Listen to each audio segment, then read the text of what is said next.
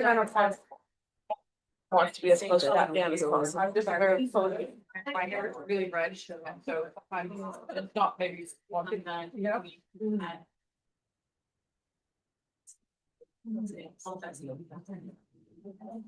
I think we're just like the same way. Oh,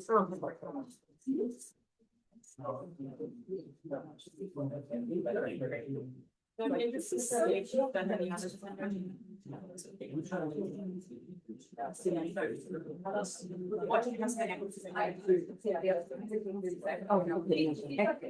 I just like Big 12, right out of the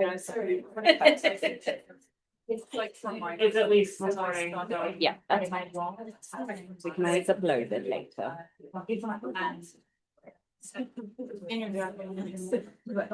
Yes. Hey, Ashley, do you see Claudia at the group?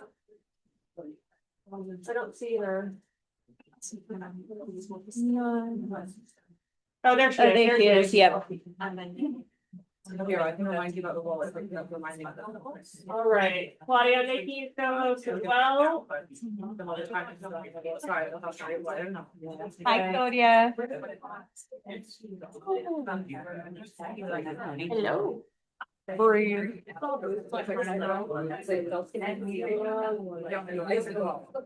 No. And I mean, I was for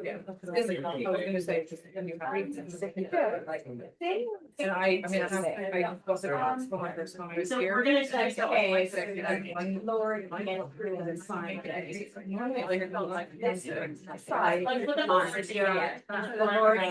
we need them. And also, Just so the Lord can get around easily enough. okay.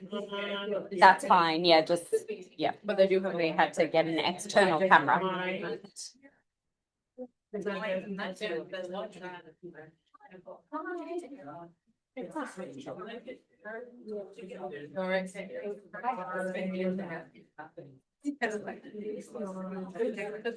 right.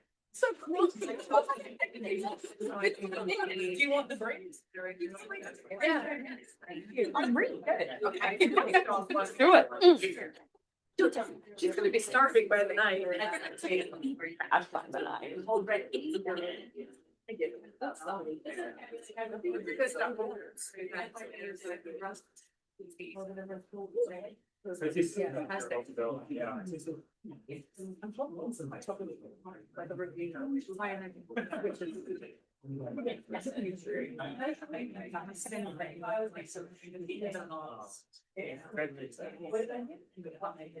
I'm not even finished.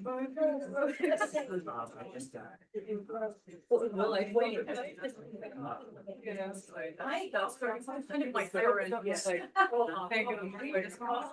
And then I sparkled last night. It was great. I was on it back. I think that yes, I is my combination. I did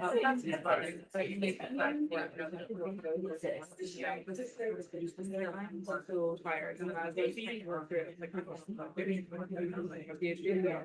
was failure. Like, you know, that spiraling. Yeah, I was like, but I have another meeting tomorrow.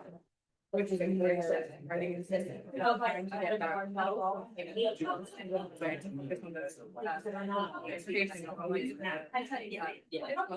like I could, yeah. But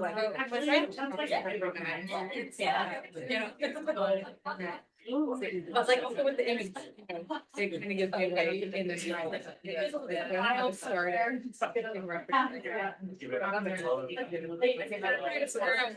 I realized that I have many layers. And but it's thing that it's kind of really want to communicate within this specific group. No, you can't. Everyone because that is different. Yeah,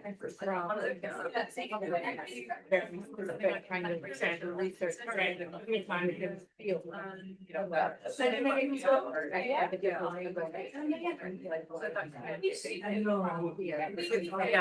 that's the thing I'm trying to say. Yeah, whether or not it'll be in writing and prepared for tomorrow. Yeah. I'm excited for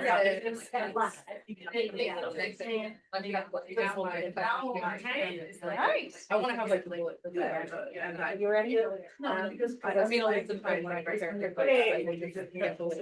right, Claudia and Amber, we're gonna go ahead and get started. You go ahead and start admitting people. Yeah.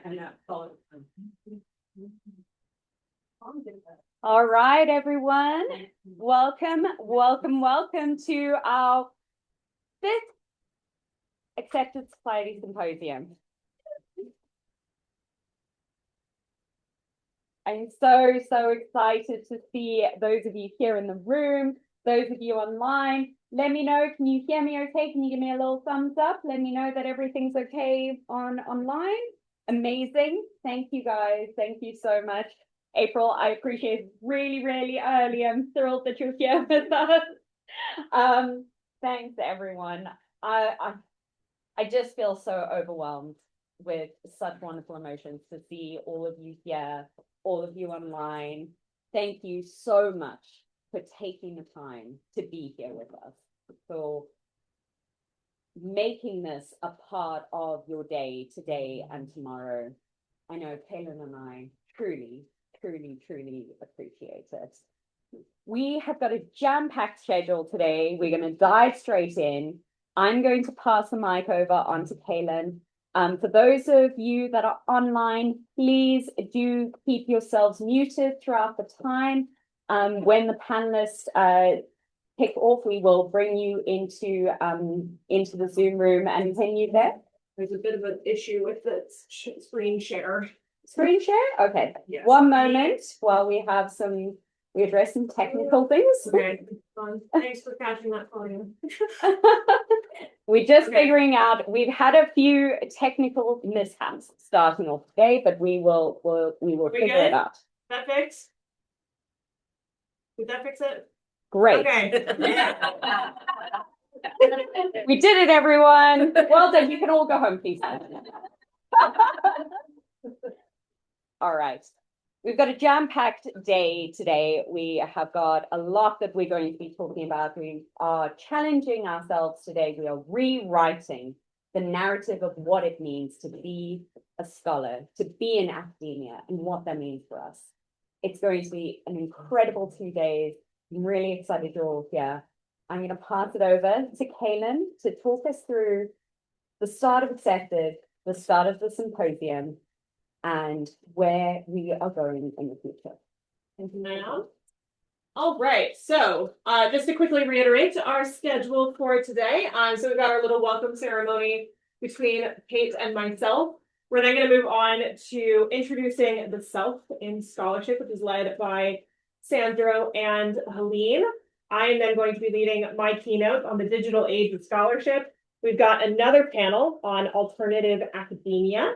And lastly, we are going to end off the day with the fantastic keynote that Kate has prepared for us to go ahead and end off. So diving straight into it, for those of you that have attended the symposium before, then you know that we always do a little trip down memory lane in order to talk a little bit about the origin story behind Accepted. So you see some special moments here from the symposiums of the past. We've got Kate finding out she got into her PhD at Trinity. We've got all the many meetups that we've done. And we are going back to the moment well before all of this. And I'm going to take us back to my work as a transfer student. So when I was applying to transfer from community college to university, I had a less than stellar GPA. I had many drops on my transcript. I applied to 14 universities, expecting that maybe, hopefully, cross my fingers, hope to God, I would get into one. Got into 8. And one of them just so happened to be UCLA. Now, you'd think that it was a no-brainer that I would pick one of the most prestigious universities to go for undergrad, but I thought, I don't want to live in Los Angeles. Northern California, God help me. There's no way I'm moving down to Southern California, God forbid. I was actually picking between William and Mary, which was my dream university for colonial American history. University of Connecticut, which gave me the best out-of-state tuition coverage. I got a massive scholarship. It looked like the place I was going to go. But when I got into UCLA, I remember a friend of mine said, well, I think it's stupid of you to not even take it into consideration. So I actually went for visiting students weekend with my dad. This was very special because my dad had always wanted his kids to go off to university. He didn't go off to university until well later in life. He also started in community college, and neither of my siblings ended up going off to school. So this was a very special experience for both of us to do together. And as we're walking around the campus and we're attending these talks, the thing that really stood out to me was that the University of California in general, the system, but especially at UCLA, they valued the non-traditional path. There was a dedicated transfer center.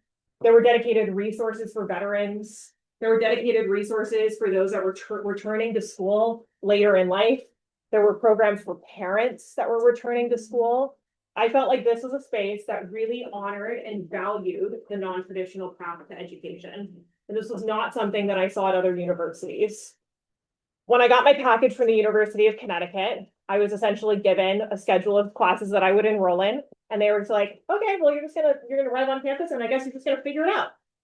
UCLA, on the other hand, had a dedicated orientation week. They had all of these talks and resources to make sure that transfer students felt honored, respected, and celebrated on campus. That experience was something that was unique and was worth honoring. I ended up having the best 2 years of my life at university. I have made incredible friends.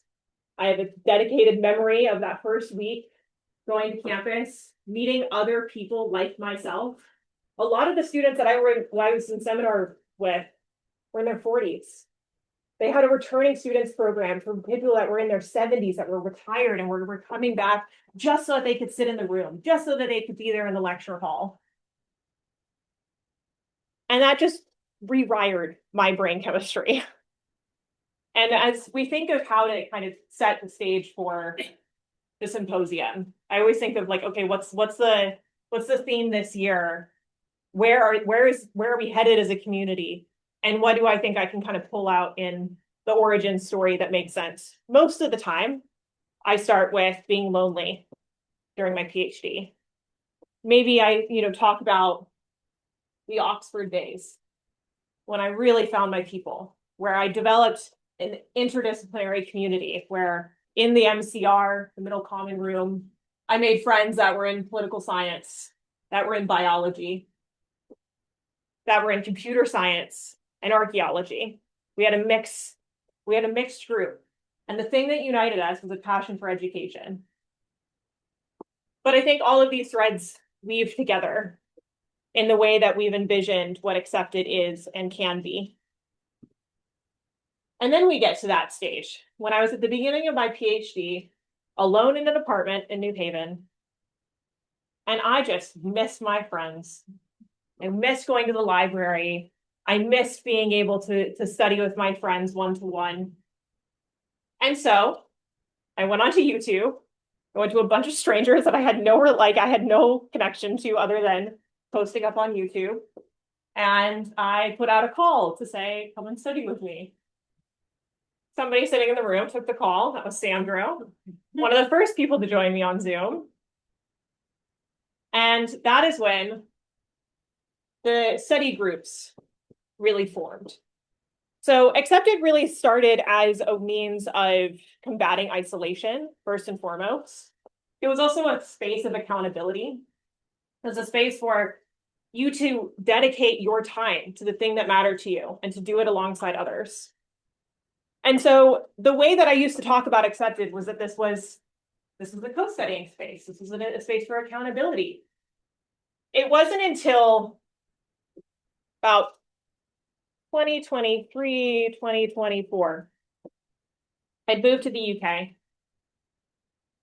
We started going on these little retreats in Oxford. Kate was doing her master's degree in the Department of Continuing Education, and she would have to be here once per term for a week, so I would join her. And then we started encouraging members of Accepted to also participate and come along, stay in Oxford, study with us. That's when it really, in my mind, changed from something that was about coming together to study to something that was creating a space of belonging. It was especially 2024. It was the year that I asked Kate to become my business partner. We are now in business for the last 2 years together, our 2-year anniversary. And I came to this symposium with a meeting the following week with my advisor where I was going to tell him that I was going to be quitting my PhD. I just felt very disconnected from my research, felt very disconnected from my own sense of identity. And I came to the symposium in a bit of a state and in a way, kind of preparing to hand the reins off completely to Kate. I had brought her on as a business partner with the intention of actually giving her the business over the next several years and walking away from the community entirely. But it was this symposium, hearing members of the community talk about why this space matters to them, why research matters to them, why their work as scholars matters, that I changed my mind. It was a conversation late at night with Kate and Polly, and having just opened up my mind and my heart by being surrounded by so many people that really care about learning, care about education, care about research, care about the future of knowledge. And that's when things changed for me. That's when I realized that the PhD is not just about a piece of paper. It's not just about a dissertation. It's not even just about the research that I'm developing. It's about the process and about what it could be overall. So that's when it really became a community to me. But over the last year, a lot of things have changed. We've seen budget cuts. We've seen departments being closed down. We've seen attacks on free speech. We've seen attacks on our universities. And we started to kind of ask, you know, what does this space, what does creating a community mean in this environment? And so Kate and I have always kind of struggled to talk about, you know, what is accepted. We say it's a community for students. It's a community for academics. It's a community for non-traditional scholars.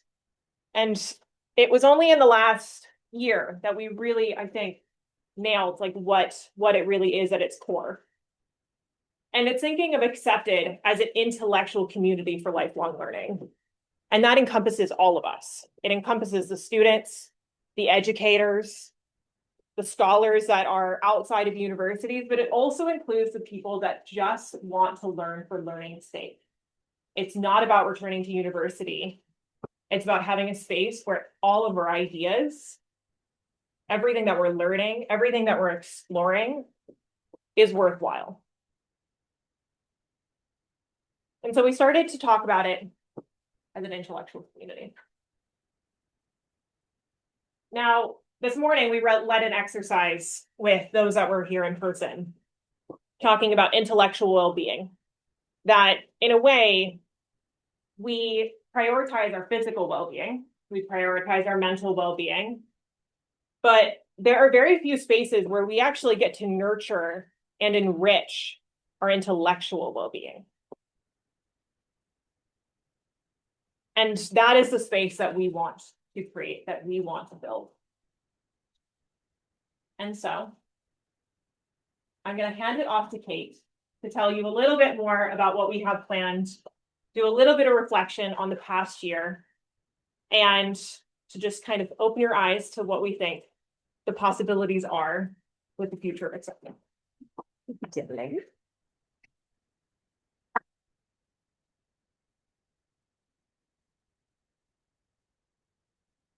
All right.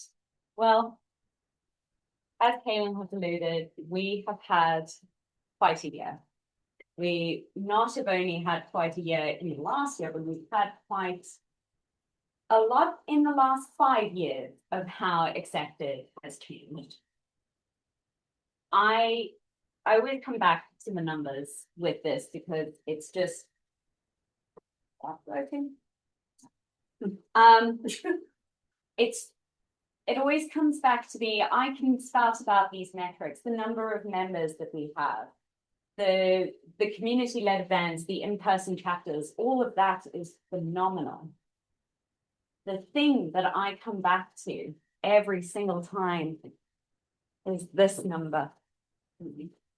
Nearly 10,000 comments of support in the community. 10,000 comments to nearly 500 members. Someone has to do the math for me because that's pretty intense. But that is truly, truly amazing. Accepted has gone through a lot this year. Those who know me and have spoken to me in the last couple of weeks will know how stressful this year has been in terms of running the business of Accepted. So much so that it's been very hard. Very, very hard. But I come back to that number. I come back to the idea that we as a community are there in support of each other. We're there for each other. And in a space that is already so dang hard, that is ultimately what. So not only have we had a pretty great year, number-wise, but our space hasn't. We can pick that one up. Ignore this. I'm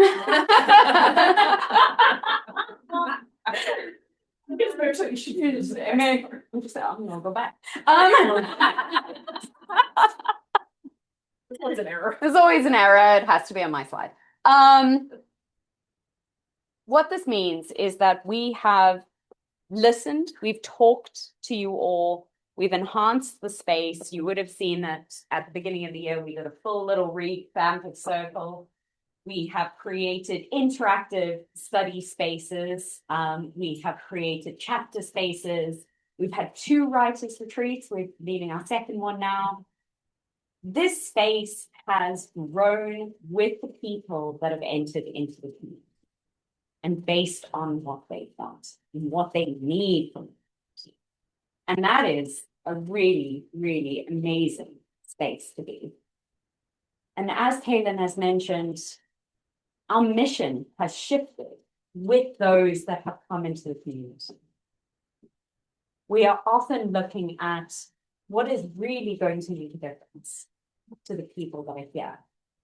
And as our core mission shifts, we've actually realized that our calling is much bigger than we ever anticipated. We want to support a much larger, much diverse group of people, not just students.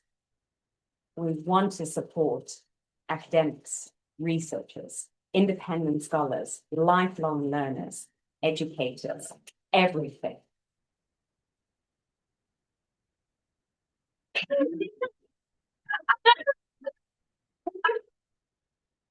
And so what has prompted this has actually been witnessing the community, witnessing, acknowledging your breakthroughs, your successes, your stories, but also the trials that you face every single day.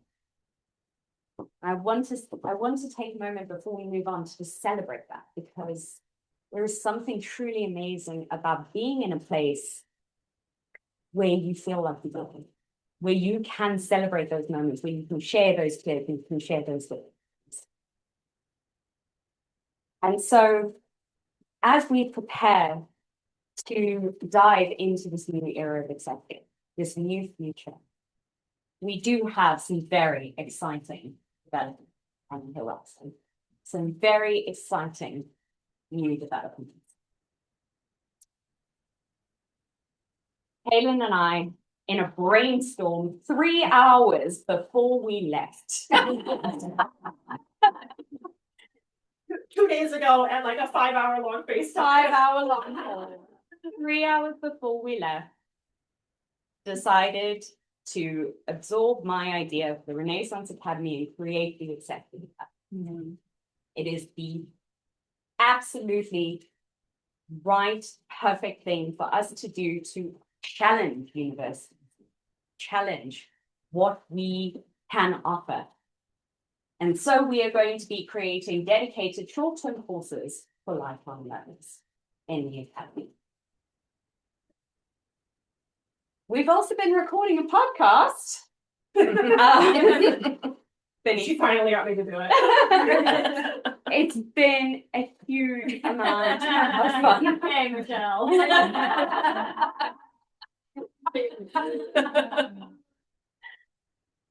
We have created an intellectual life podcast. It's launching on Wednesday. We've pre-recorded 3 or 4 episodes now. None of them have gone according to plan, but it has been the most wonderful, wonderful thing that we have done.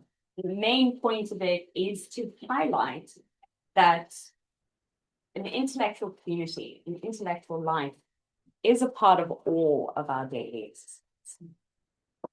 It does not exist in it exists within us. What this means is that accepted society is moving into a new threshold. Been 5 years since we did the first symposium. It's been 6, 7 years since Kaylin first started creating study sessions on Zoom. It has been a tough year. It has been a tough year. And that requires a deeper connection. It requires the community and us to respond to what is needed. And in order for us to make this next chapter possible,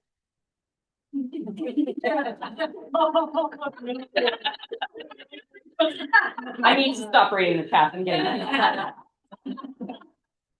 In order for us to make this possible, we are, for the first time, I think, since we relaunched Accepted Society 3 years ago, are having to increase our prices.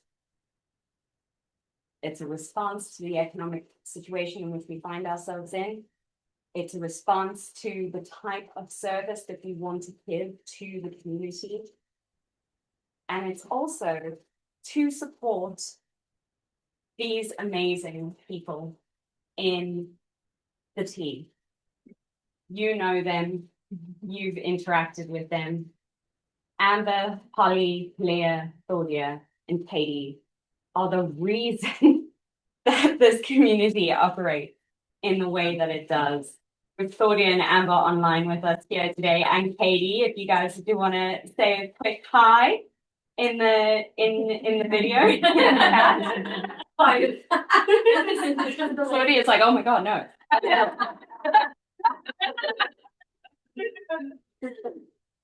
But you guys are truly, truly amazing.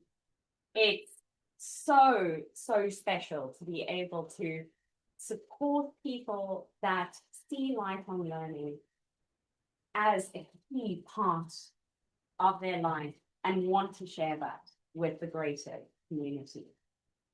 So this next chapter is a direct investment into our community, into the community that you love.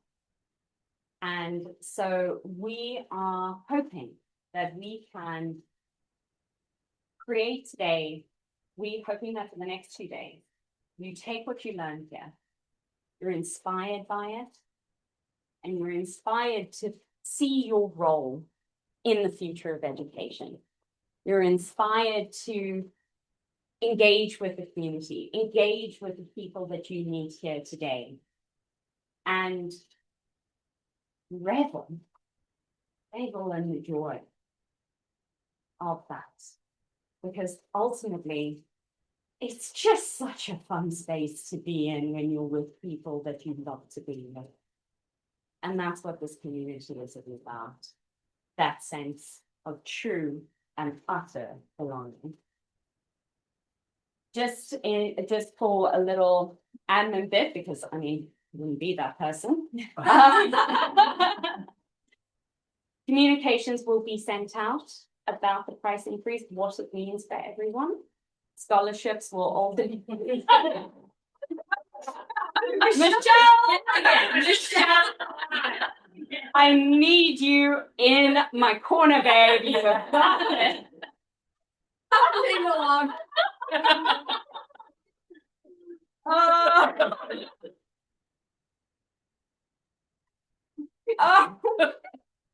I've lost my train of thought. But yes, communications will be sent out. All the details will be made available. Our scholarship structure stays the same, and everything will be communicated to you. We want to support the community. We always will support the community. And this is just the next stage of our growth. So, leads me beautifully into our first panel of the day, which is introducing yourself in your scholarship. My next slide. Oh, have I gone? Yeah. I've confused these are confused. Yeah. Introducing yourself in the scholarship is Sandro and Helene. Sorry, my apologies. There is always an issue. All right. So while we just set up for that, what? Yes, you can. Yes, you can. You can make donations to the scholarship. Claudia, I'm sending you a link. You absolutely can. I love that.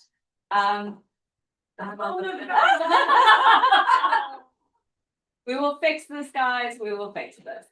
All right, everyone.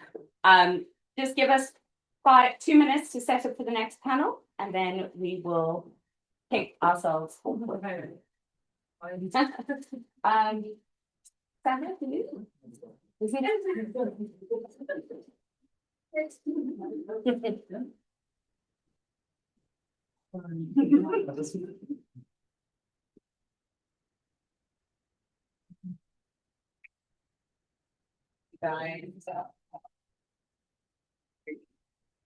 You guys don't have any slides, do you? Nope. Okay.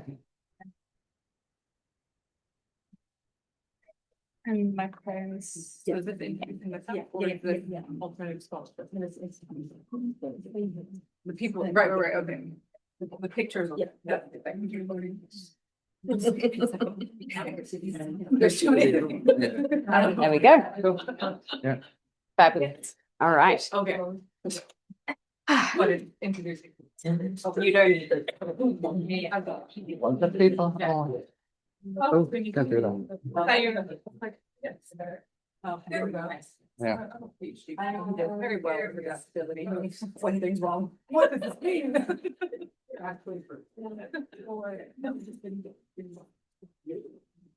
Yeah, it's a place where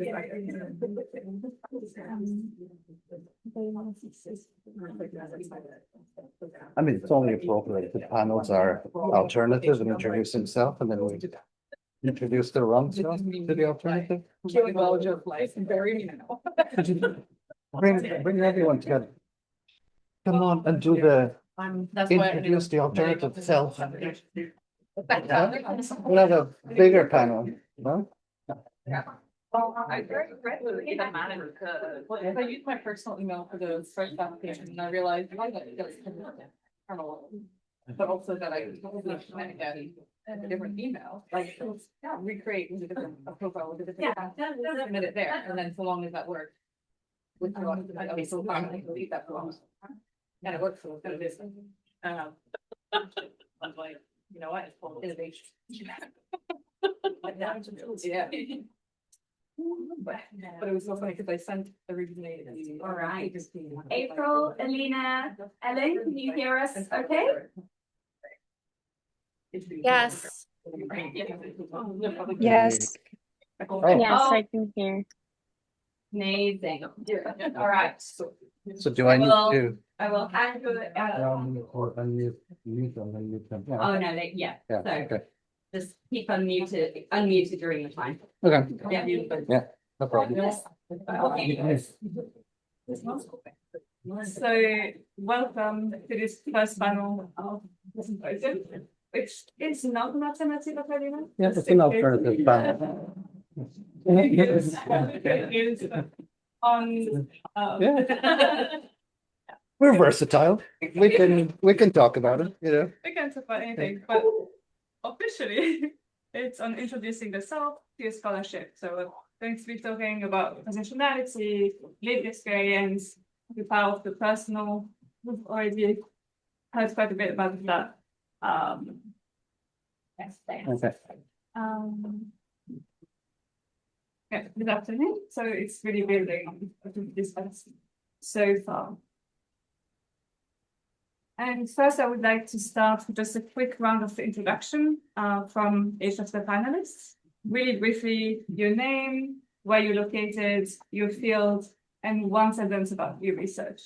I know we could also talk about research for a very long time, but just briefly so that we have an idea of who is here. So start. I'm Helen. I'm based in Switzerland. I'm an archaeologist, and my research. I didn't think of a sentence to say about my research. Typical is essentially on religion among the nomads in Central Asia during the Mongol Empire. It's not really that, but it's so if we go online to April. Yep, that's me. Hi, I'm April Federico, the founder of the Cicero Method, which is based out of Providence, Rhode Island, USA. And it is a framework that bridges neuroscience, developmental psychology, and social emotional learning to help educators create classrooms where students can fully thrive. And what began as my own journey through adversity, through a diabetes diagnosis, eventually evolved into an educational model. And with that said, my field of study is elementary education.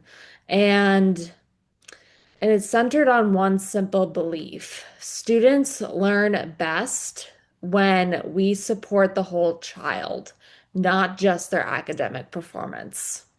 Okay, thank you. And we'll get more into that as the panel progresses. Alina?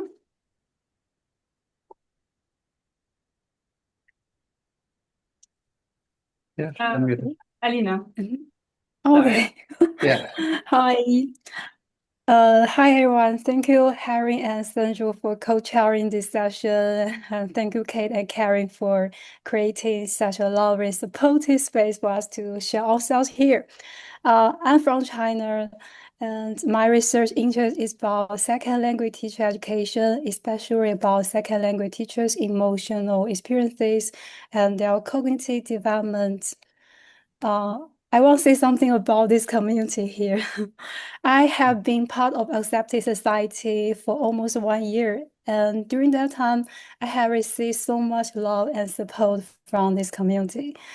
I think it's a really non-judgmental space where I can openly share my struggles and confusions in here.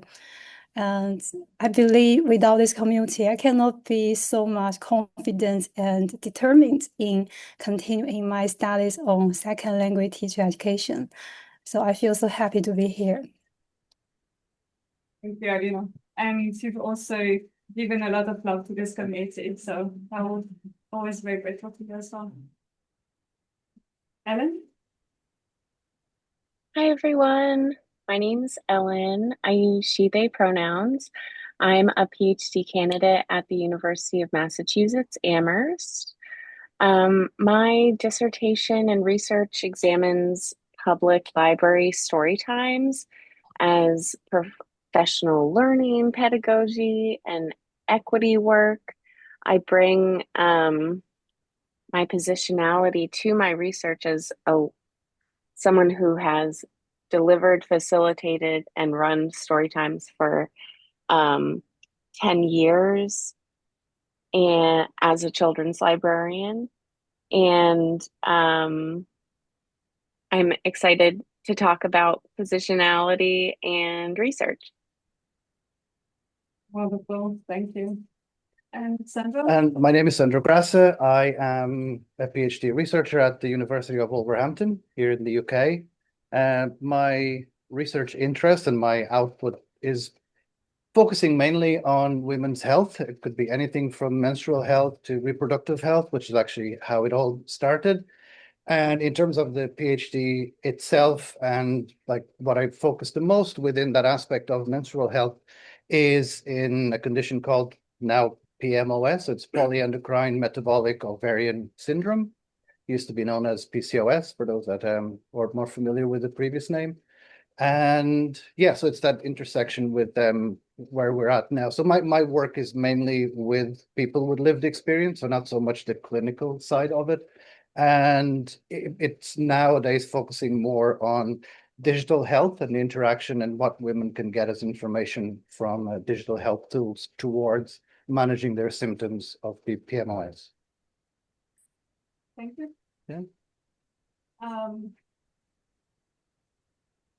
Yeah. So, It's the challenge of co-chairing a panel a month before our wedding. So.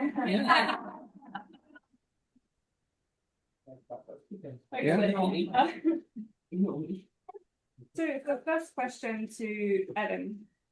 So you mentioned your research, and so when we're preparing the panel involves critical ethnography, which I don't know if everyone here would understand what that means, so we could have just briefly a bit of context. But for you, what changes when we start treating our own experience as something that we need to set aside to break it out, but instead treat it as a sort of data, as a method, as an analytical lens? Yes. So I couldn't approach this subject without including myself in it, without including my lived experiences in it. And we can see how knowledge actually gets lived. So in my work, professional learning doesn't simply move from like a text or a training into practice. It moves through like the practitioner's history, culture, emotions, institutional settings, and their commitments to diversity, belonging. And treating my experience as data lets me ask how these professional discourses settled into my own storytime praxis and where I compiled different like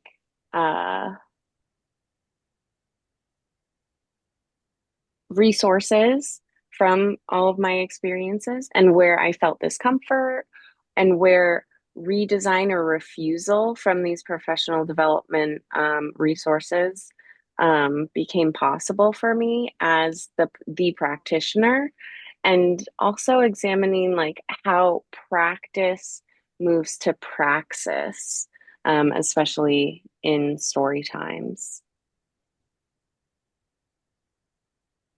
Okay, so following on from that, my question is for Alina. And the question is, how can researchers engage their full personhood and lived experience as a source of insight while remaining reflexively aware of how those experiences shape their interpretive choices? Okay, thank you, Sandro. I would answer this by saying that engaging my full personhood does not mean placing myself at the center of the research. For me, it means recognizing that my life experience is one of the lenses through which I notice, interpret, and respond to what my participants share. And reflexivity in this sense is an ongoing practice of self-awareness. In my own case, I am a novice teacher. That early teaching experience was very formative for me. I remember feeling that teaching was almost like acting. I remember in my first lesson, I prepared my scripts in to go for my teaching, and then step into the classroom and perform it with my emotions, body, and voice fully exposed. As always, I was very sensitive to some feeling rules in the school, in the classroom. I believe that a good teacher should always be patient, enthusiastic, and able to keep students engaged in your classroom. But in practice, I often found myself split between trying to be warm and engaging and trying to maintain classroom discipline. So that gap between what I felt and what I believed I should show to my students was emotionally exhausting. That experience now informs me how to approach my research on Norway second language teachers' emotion label. It helps me understand at a very personal level how beginning teachers may feel split between emotional expectations from the society, the school, and the community, and the emotional realities. So my life experience gave me some insights. I have to remain aware that my own early struggles with teaching may shape the questions I ask about my participants and the meanings I notice in my participants' accounts. At the same time, I think my own dispositions also matters. I am someone who tends to respond sympathetically to participant stories or even my friends. That helps me listen carefully to participant stories and engaging more with their life experiences. But that same sympathy also means I need to stay reflexively aware of how my own experiences and emotional investments may shape my interpretation about their stories. So for me, the task is not to remove myself from the research, but to remain critically aware of how I am present in my research. Thank you. That's very interesting. So we've had now two examples of research that are really anchored also in personal experiences and practical experience. For you, Sandra, you are doing research as a man in women's health. So you're really on the outside. And I've been also to conferences with you recently, and I've seen like most of the researchers are women. So how do you navigate that? What does that mean for you? It's interesting that the times when I realized that are the times when other people pointed it out to me. So the first time ever that someone pointed that out to me was, so it was during COVID, so the conference was online. So it was like February, either 21 or 22. And the conference decided, it was in the US and decided to be online only. And all the presenters had to write a little thing for a magazine, and it was about heart, and it was heart for PCOS that month. And someone mentioned that to me, like when the camera was off and whatever. And I was like, oh, I never actually thought about that. And that's part of my own position as it is now. As you could see, like you were there at this very last event just because it was the name change and there was more people involved. And there were 3 men at the table and working with women. And also then with the people with lived experience, which was what I said, that there's this like if you look at my own research in my field, that there's the clinicians, there's the researchers, and there's the people with lived experience. And it was interesting in preparing for this or hearing that question that I never thought about that, because I'm, as a researcher, and particularly for this field, we are pretty much embedded in that community. So for me to go to a support group meeting or to go to a webinar with a support group, I'm just, and I'm going to say this, and I know it sounds weird, but I'm just one of them. And in terms of the research itself, what I realized actually in preparing for this is that for me, the way, this conversation came up before, even with the people with lived experience and how they engage with the researchers as well.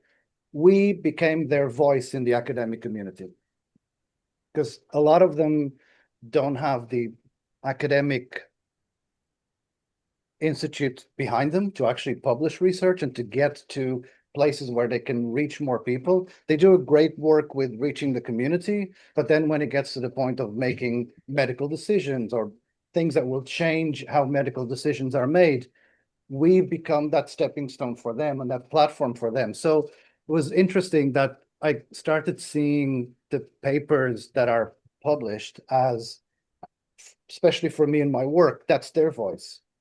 So engaging in, like, funnily enough, just this week and part of one of the projects I'm conducting interviews, and these are one-to-one interviews, are going to be anonymous. And on the very first one, at the end of the interview, like there's a semi-structured, at the end, I'll have the question, is there anything else that you want to add that we didn't talk about or anything that you prepared? And the first thing that the person said was, I just actually want to say, I'm paraphrasing, but it was like, I just want to say that it's really refreshing to have a man talking about these things and allowing me to be so open to talk about my condition.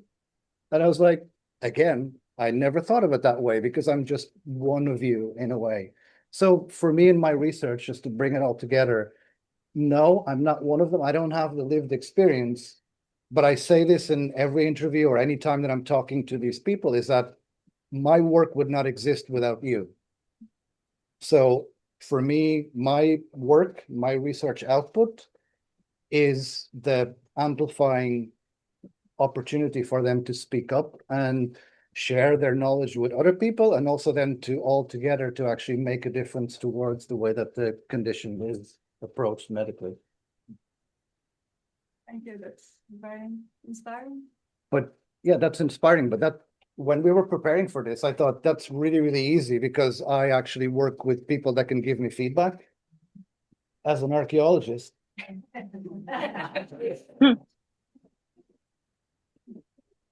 mean, are you part of the community? Yeah. So how is it for you then with the self and as part of archaeology? Yeah, so it's interesting thinking about this panel.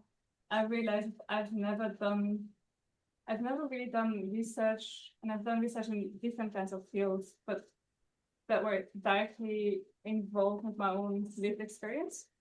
So I did Middle Eastern studies, I studied Islam, I studied not my background, Arabic, same, and then my first studies was in archaeology, but never archaeology of Switzerland, where I'm from. And I wouldn't want to. I'm really not so interested in that, which is also interesting. And this question of how do you bring your own lived experience to the past, in a way, archaeologists studying the past. I'm digging up people who have been dead for a very long time from a very different context. A year ago, I was in Mongolia.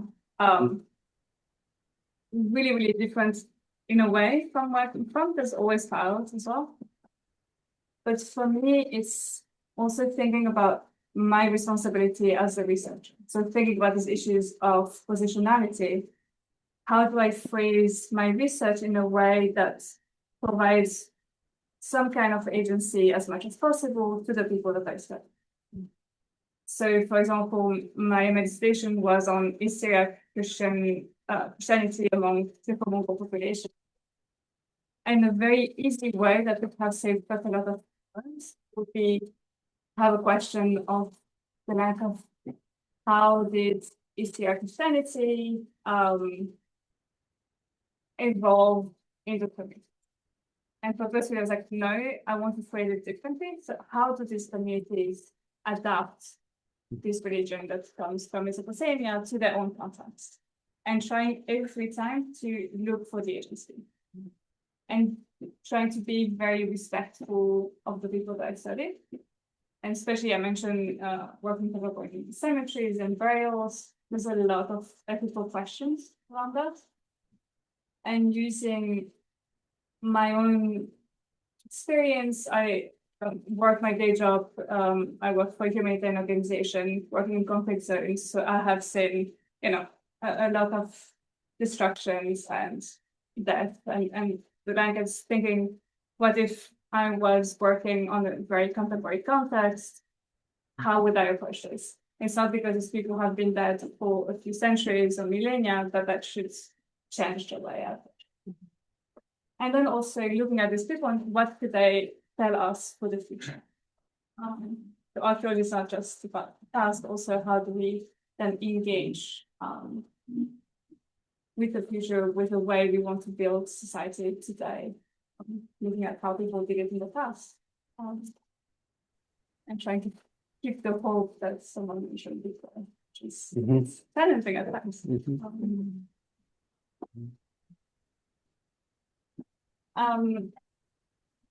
April, so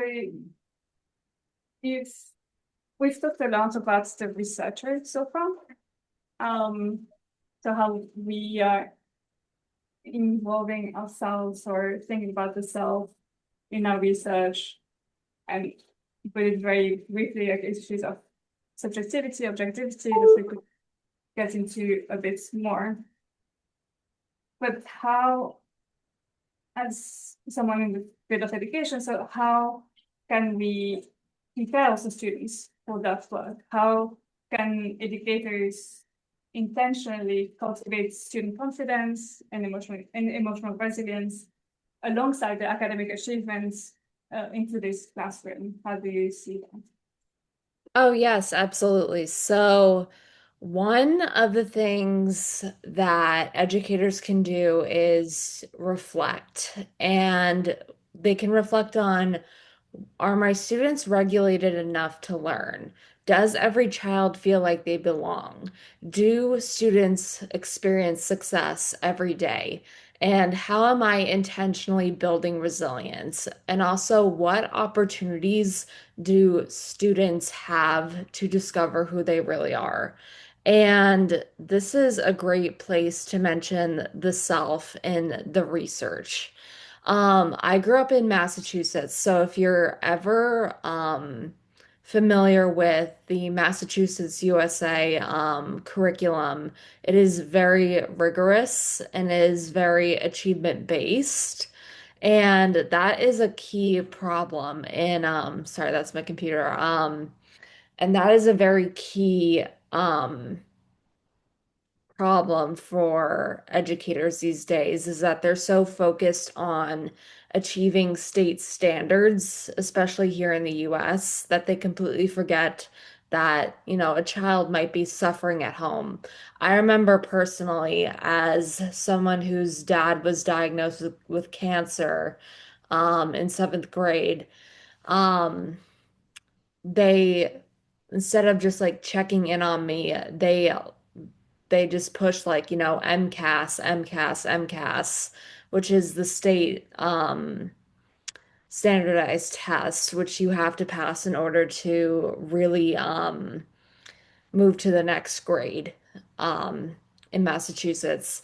And this is where let's see. Sorry, I have notes here, but like and like this goes into how teachers can implement this Cicero method, which stands for confidence and intelligence, create emotional regulation to optimize the student's well-being.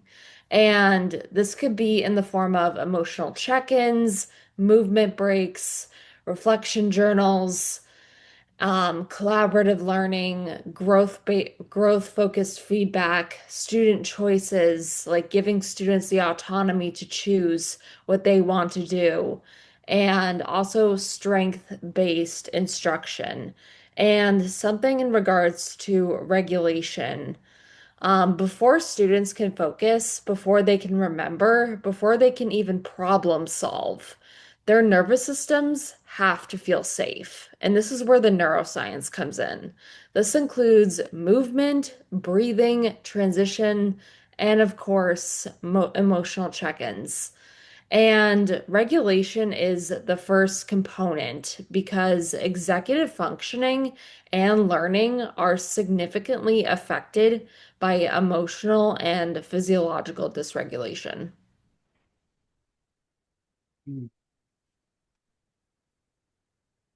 Really interesting. Are we okay with opening for any burning questions from the audience? And since if we do that, since I'm on the panel, I could go first.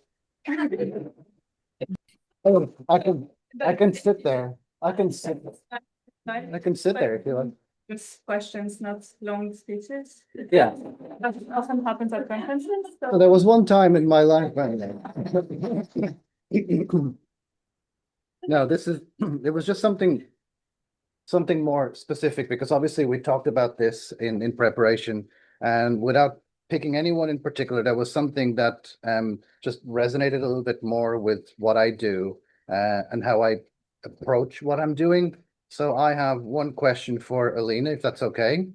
And that is, what does it feel like when your identity, your emotions, and lived experience become intertwined with your own research? And how do those feelings shape the way you interpret your data? Okay, thank you, Sandra. For me, it feels like both clarifying and unsettling, because the research no longer feels fully separate from my life experiences as a novice second language teacher. In my case, as someone who has few teaching experience and has the educational experience as a second language student, I hear Norway's second language teachers talk about their emotional experiences through my own early educational experiences and teaching experiences. My feelings of exhaustion from the constant moving back and forth between being the encouraging teacher and the disciplining teacher shapes how I interpret my participants' accounts. It makes me more aware of their moments of frustration and vulnerability. So in that sense, my identity, emotions, and life experiences become a source of insight and epistemic results. And it can also make my interpretation about what I hear from my participants sharing more honest and more human.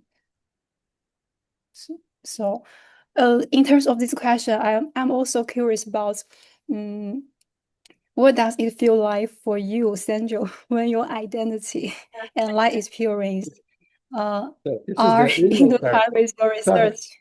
Sorry, I wasn't expecting that Uno card, but sorry, can you repeat the question? Sorry, no, it's fine. Okay, I'm curious about it. From your stats as a man, you are researching women's health. Maybe your experience will influence how you interpret the data from your participants. Yeah, it's really interesting. So again, thinking about it as the conversation was going on, and yeah, so there's no way that I could ever understand what those symptoms that they're putting in front of me actually mean. But it's also very difficult for me to explain to someone that it's really heavy to go through analyzing that data and hearing these experiences, whether they're happening in front of me in the room as we're working or could be online. It's, in a way, it still goes, I don't think as a researcher and what I've experienced so far, that I can see it as a job. I don't see how I can go to work, hear about someone telling the stories about, how long it took to be diagnosed, that no one was hearing their symptoms, no one, sometimes that this clinician didn't care, I had to go to another one, and so on and so on. And then, oh, it's 5 o'clock now, I'll close my laptop and I go home and everything's fine. I wasn't even able to do that when I was working in an IVF clinic. And it was like even the little things that I used to do, like I would catch myself being more down in mood if it wasn't a good day in the clinic, or listening to different louder types of music if things weren't going on well that day. So there's always that reaction. It's part of that digestion as well, that I just can't think that anyone could just see it as a job where you just close your laptop, or you submitted the paper and everything's done. No, I can't feel what those symptoms feel like, but they become part of, like, I have to convey those feelings. It's a little bit like what you were saying, like the people that you are studying, they're not able to tell their stories and their experiences anymore. The people that I'm studying, I'm trying my best to put their stories onto papers that will be, like we talked before, for example, about citations or the number of reads or the number of downloads. And, jokingly, I always say that, like the SpongeBob, nobody cares. I mean, nobody. Okay. It's like, it's in a way that I don't care so much about the numbers that show. And like even before, when you're like, what do the numbers mean? The numbers mean that if more people are reading those papers, if more clinicians are seeing them, if other women are reading those papers and saying, oh, I can actually reach out and have my voice heard, that makes a difference. But in terms of getting one more publication or one more citation on, ultimately, yes, more money to continue and more funding to continue the research, but it's all about being able to be the speaker and the loudspeaker for those people's experiences. And yeah, I can't be part of it, but I want to make sure that their voices are heard in their own experiences. Yeah. Do we have any questions from the room? For anyone else. For you. Hi. Okay. Obviously, we're talking about the self as researcher, but the self is obviously from a very Western standpoint, a very individualistic. But the self is also you as your alma mater, it's you as your general community, it's you as your citizenship, it's you as. So particularly like in the cases of doing medical research, in the cases of working in schools, societally, it's very obvious what the practical application of your work is. Whereas in archaeology, I think if you're not within that industry, it's not immediately obvious, so to speak, why it matters. How do you broach explaining why something that is seemingly disparate absolutely matters to not just you, Helen, but you as working in the position that you working as somebody that is Western, etc. That's a very good question. Sorry. And it's something that's very challenging. I find also for me being essentially an independent researcher, so not being embedded in an archaeology community, not having that atmosphere where it's evident for everyone, so you can go back to that space and it's like, okay, now I go back to society and continue to explain why archaeology now. Where it feels more like I'm always in that stage of having to explain why. And to be honest, often it's just I give up. Because the first stage is having to explain why research matters. That is in the context I am in, and most of the people that I engaged with, I do not, I'm not so involved in academia, I'm not involved in research. And for them, me working full-time and then studying doing research is, it does not make sense. And that's also why I'm extremely grateful to be here. Like, it's life-changing to be able to say, I have a space where I can go, where I like this nurturing our intellectual level. Like, for me, that's and also learning that there are moments when it's okay to also not have just five easy. And then the more technical answer will be, well, let's look at the issues of climate change, which is a very current issue. We can look at the past and see how did people deal with issues of changes in climate, what strategies they use, is there something that we can repurpose for our modern day? And we can look at those different kind of topics. So my research is more in intercultural interaction. So how do different cultures come together? How do we think about that? And can we go away from this binary of the immigrant that is taking our jobs? Like, how can we rethink that? And it helps to have distance by looking at the past and also inspirations. Yeah. Right on.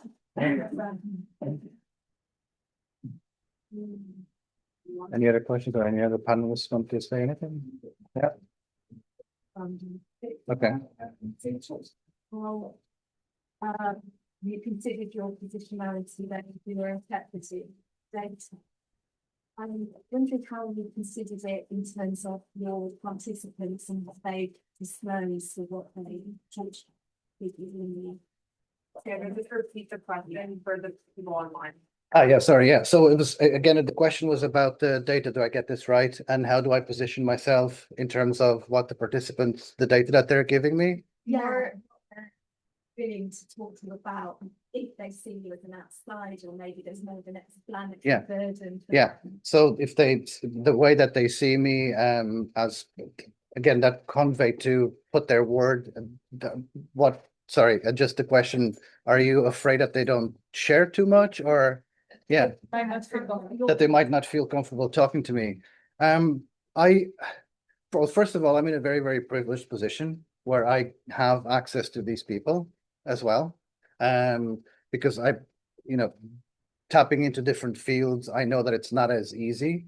And the reason why I say that is that for this particular community, historically, they are used to not being heard. So the condition itself, without boring anyone to tears, it's called a symptom because there's loads of different things that could be happening to you, which mean historically that you could go to one particular clinician and say that, no, you don't have it. You can go to another one, yes, you do have it. And you can go to a third one and they say that, no, you don't have it. So there's this history of spending a lot of time talking to clinicians, no disrespect to the clinicians, obviously, and I've been on the other side too. It historically, there's this sense of no one heard me. Then I was just being sent from one place to another. So the moment that someone is sitting in front of them and I say that I'm here and my time is available for you, there's that openness, right? And I'll disclose one example where recently with a particular research group, a question came up, which was, well, if you're going to be doing interviews, you being a man, should there be a woman in the room, right? That question came from someone that doesn't know the field at all, doesn't know these women, and said that because that's normally what you do for other conditions. The other three people in the room who are familiar with it said, yeah, not this group. They'll be very, very okay and very, very welcome to just talk to anyone. So it's not so much that in my particular case, in this particular field, that it's the man versus the woman. It's more so that there's someone.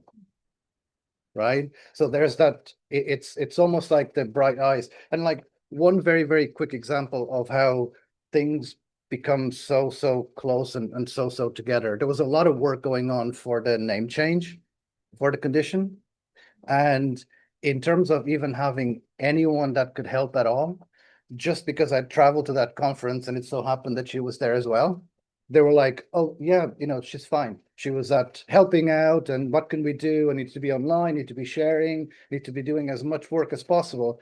There was at no point any question that, but do we trust you? Who are you to be here? It was just like another pair of hands to help. So, I mean, I know it could be different from, different experiences, but from me, never experienced that ever before. It has always been I'm glad that there's someone here who's willing to help and to listen to me. I think April, you want to say something? Yes, I can answer this question as well. Sandra, you gave a beautiful example of how, there's someone there to listen, and there's someone there to listen to a possible diagnosis that can be easily treated.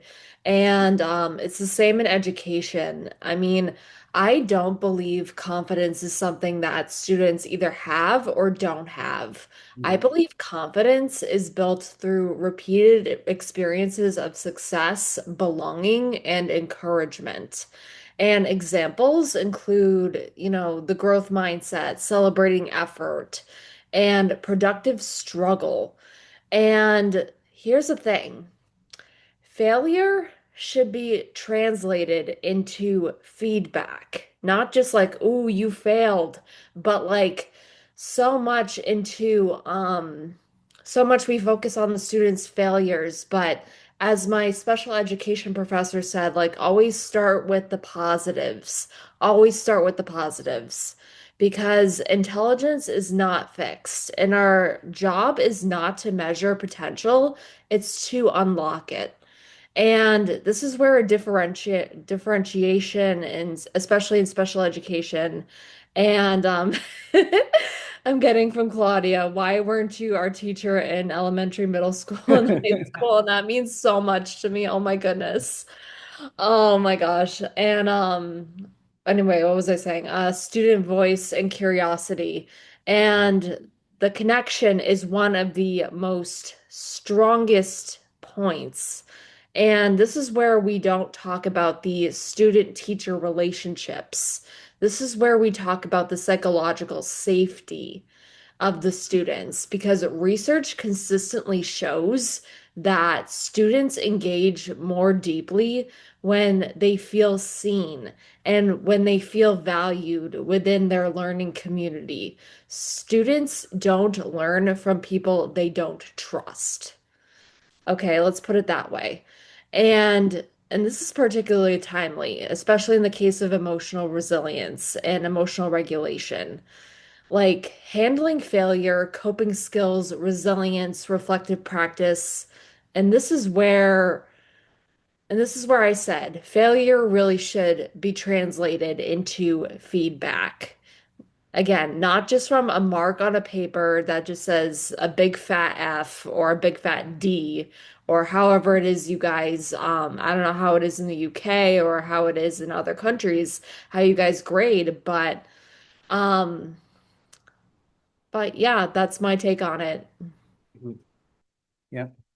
And can I just add something there that's really interesting, the feedback? And I'll be really, really quick with saying that because it just makes me see the research process that I'm part of as this cycle that is actually making a difference. So the failure of looking after these people before, the feedback now is coming from the researchers. And by the way, when I mean the researchers, it's common practice now for our own field, for PMOS, that the people with lived experience are always part of it. Like, for example, even with the guidelines and everything. So that failure becomes feedback, and hopefully that's inputting that back into the medical system so that it doesn't happen again. So thanks for pointing that out, because that's a really I'm going to use that in the future.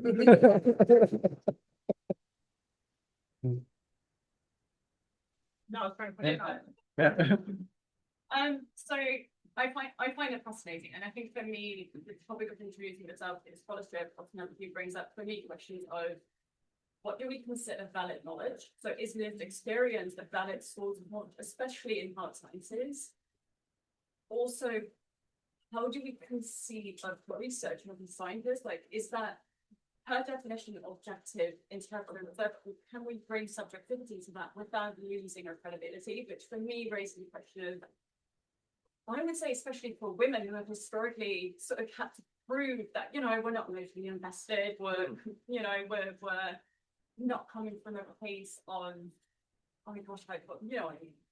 And also to reverse it, can we not bring self-sponsorship? Or is it the question of, do we intentionally bring ourselves into it? Or do we just bring our biases and our lived experience without realizing whether or not that having that chamber experience? So I would say probably especially for the people on kind of online who have come to their research as women with personal experience, have you ever felt like you've had to defend approaching your research from a personal place and from this experience in an academia setting that doesn't always appreciate it?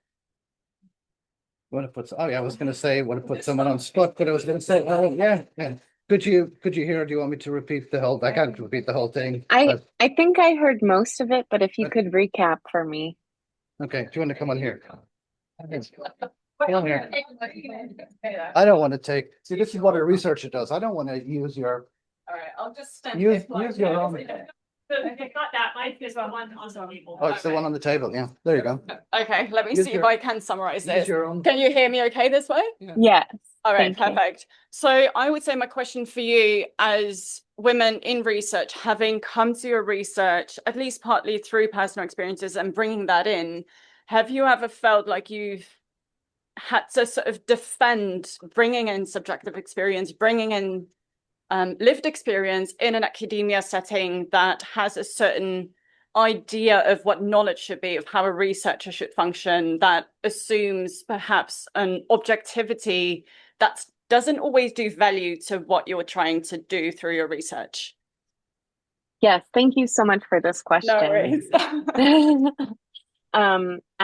Absolutely, I have felt that my struggle with sort of validating my research and making it myself feel like my research is important. As a qualitative researcher, I'm always getting pushed back because really quantitative data is what people want to see, test scores. And also as an informal educator, as a librarian, not someone in the classroom, I don't have those measurement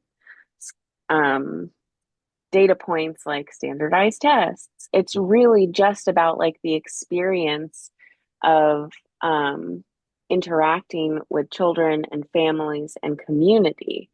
And when I'm thinking about like my own personal archive of work and the story times I've presented, the story times I've planned and facilitated, how I've documented that and how I reflect on it, even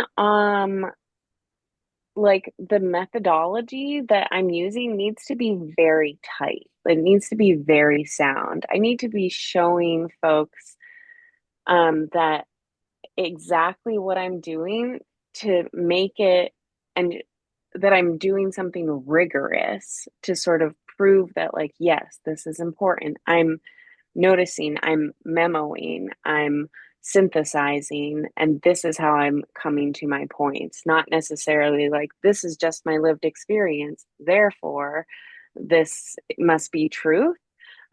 There's like a risk of pretending the self like is not there also, and that's why like bringing your own positionality to research is so important.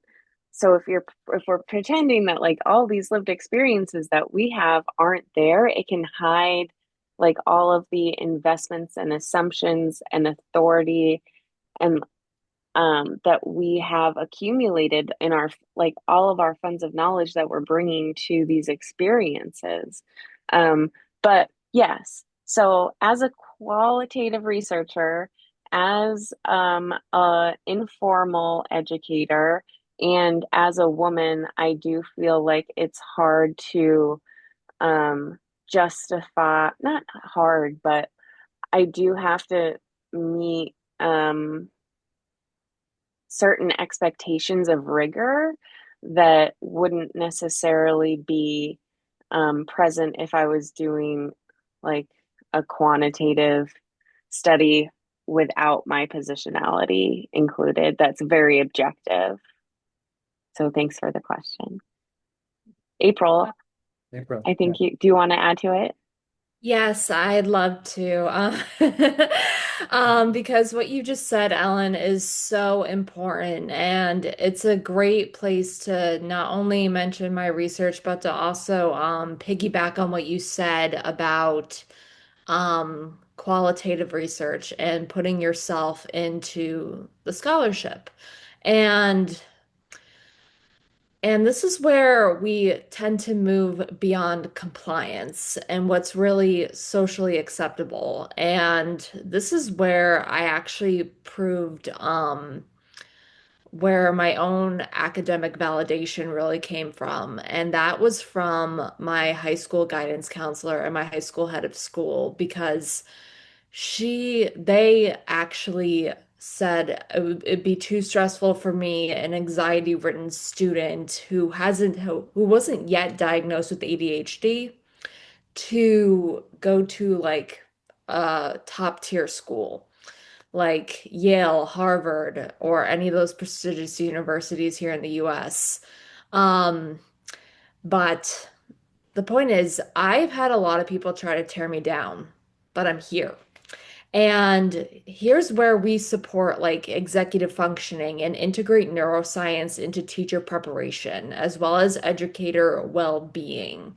And also focusing on the whole child, not just the problem. And the Cicero method really continues to evolve through ongoing classroom practice and research, and the goal of giving educators a practical, evidence-informed framework for supporting both academic growth and student well-being. And and this is how the Cicero method really differs from SEL, which is social emotional learning. SEL teaches important competencies, but my method provides educators with a developmental roadmap. Try saying that 3 times fast. That integrates regulation, confidence, cognition, relationships, resilience, and optimization, sorry, into everyday instructional decisions. And the evidence that supports this model include neuroscience, executive functioning research, developmental psychology, trauma-informed education, and classroom implementation. It doesn't work unless you put it to work. And this framework draws on work by researchers like, Stephen Porges, Adele Diamond, Clancy Blair, Sybil Raver, and other foundational theories of human motivation. Thank you. Alina, do you want to say something also to Kim's question? If you want.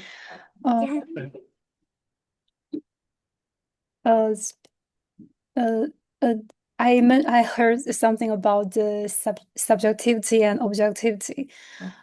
I think in most qualitative research, we value our researchers' life experiences, our researchers' identities, and values, experiences. I think the subjectivity and objectivity should not be seen as a strict binary. Like Erin says, we can have some risk of pretending the self in our research. Pretending the self in our research, pretending the self is not there in our research can dehumanize our research. It can distance us from the world we want to study, from the people we are engaging with, and from the real care, the passion that often motivates our research in the first place.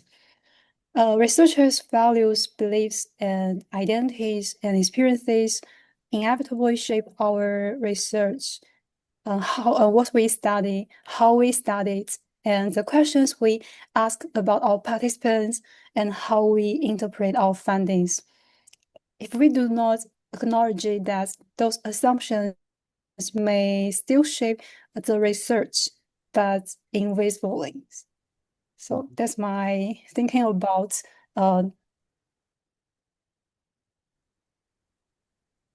Okay. Thank you. And maybe just to add to that,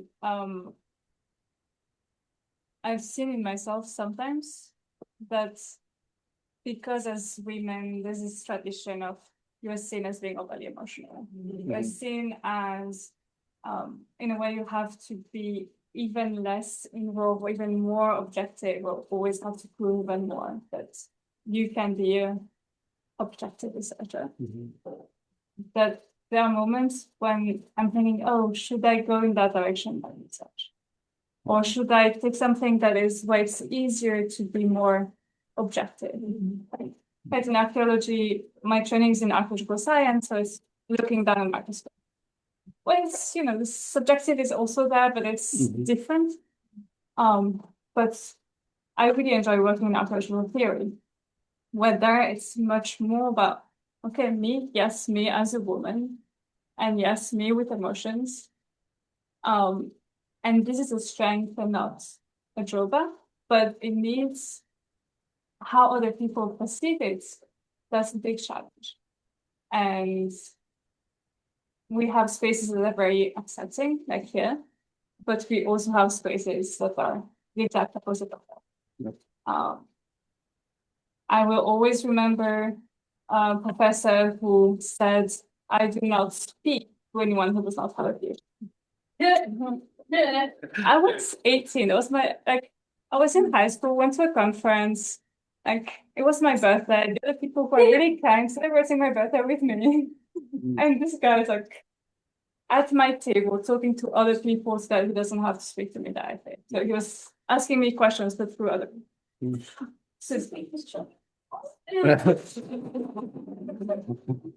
I mean, that's his work as PhD. So it's really bringing ourselves in a scholarship will always be challenging. And I think even more so as women, but not only as women, but we have to keep going, and we have to keep relying on each other here, and to creating this space where we can come back and recharge. Because the world out there is sometimes hard. That was a lovely, that's really, really good sentiment. And I'll just say two things that I hope it helps you, Kim, that you asked a question. One of my favorite lecturers during my master's, I once had one of my many freakouts. Maybe I'm too emotional too. Anyway, I had a freak out about passionate. That's thank you. And it was about the bias. And I said, I can't wrap my head around this in terms of it. And I said, this eliminating bias. And she said, you see, you don't eliminate bias, you minimize it as much as possible. So in terms of bringing your bias into research, as long as you acknowledge it, highlight it, make sure it's there, and minimize it as much as possible.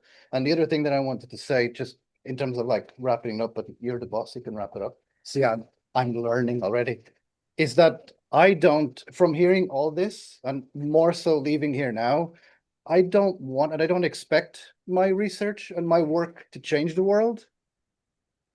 But I hope that someone that reads that and those little, the publications, the talks, the posters, the coming here, a little bit accepted that it's not Kaylin or it's not Kate, it's not one person, it's everyone. Hopefully those little bits of research is going to make a difference for building something bigger, just like here, that more people get to see it. Like if you were to tell someone what's accepted, what does it do? What is it? You probably never can put into words what it is until someone actually experiences it. And it's the same thing for me as a researcher, that I can't say that I write papers or that I listen to someone telling me about their problems.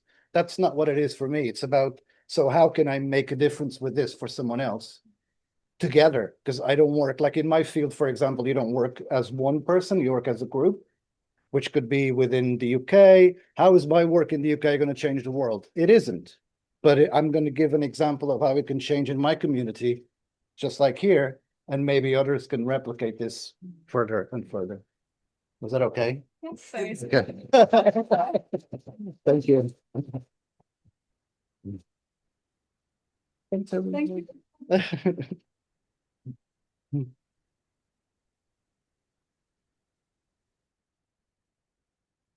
Oh my goodness, massive, massive thank you to our panelists, to Lean, Sandra, April, Ellen, and Alina. Let's give them a big, big round of applause. That was absolutely amazing. What a beautiful, beautiful way to kick off our panels. Blown away, absolutely. What we are going to move into next is the person that needs no introduction into this community, because if it wasn't for her, this community and none of us would be here today. But I am so excited to introduce my partner and friend, Kaylin, for her keynote on the digital age of scholarship. Go. Right. Do a quick little adjustment so we can see a little bit more of the chat. Thank you all for your contributions to the panel. I'm just going to quickly unpin you. Okay. Where's the clicker?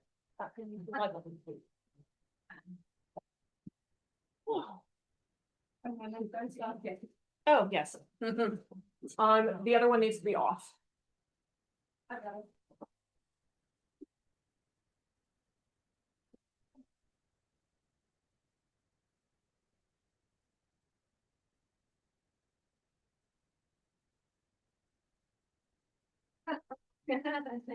Anything?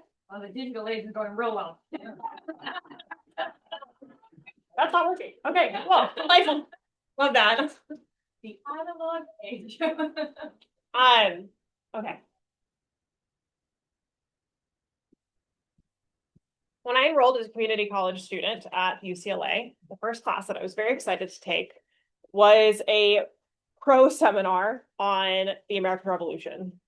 I went to university specifically because I wanted to study early American history. And I was an absolute obsessive with everything that came and was involved with the early American founding. And I would listen to podcasts. I read every book I could find on the bookshelf at Barnes and Noble. And I walked into this seminar and was introduced to what would be called the canon of early American history. Everybody's familiar with what every one of our fields determines to be their canon. And someone who is canon is the most recently deceased Gordon Wood. So he wrote this book called The Radicalism of the American Revolution. And this book was my first introduction to what scholarship actually is. I used to think that a love of history was scholarship, that, engaging in going to historic homes, reading the books, watching the films was a way of engaging with history. But taking this seminar and getting into a discussion about the minute details of how historians actually read the historical record, how we argue over these debates on what it means. Now, the book is important. The Radicalism of the American Revolution is one of the most important texts in early American history. But I'm not going to get into the specifics because you guys are historians and that would bore you. Well, not all of you are historians. But what mattered about this book was that it really introduced to me that there was another deeper that is not made accessible to the public. That in these seminars, in the lecture halls, in these conferences are conversations that are happening that are not made visible to public spectators. That there is a way of engaging with historical research, engaging in scholarship, engaging in debate that is not made visible. It's behind a closed door. Now, as I said, my introduction to history was public history. It was going on history tours. It was listening to podcasts. When I was in community college, the Yale course is online, and big shout out to Joanne Freeman. This was my lifeline. This was the thing that got me into the study of history. And funny side note, back when I was applying to universities, I was in Boston, and I got roaring drunk on a fishbowl, and and I wanted so desperately to go to law school at the time that I ran up the steps of the Harvard admissions office. You can see Harvard Law School admissions there, and I said, "Accept me."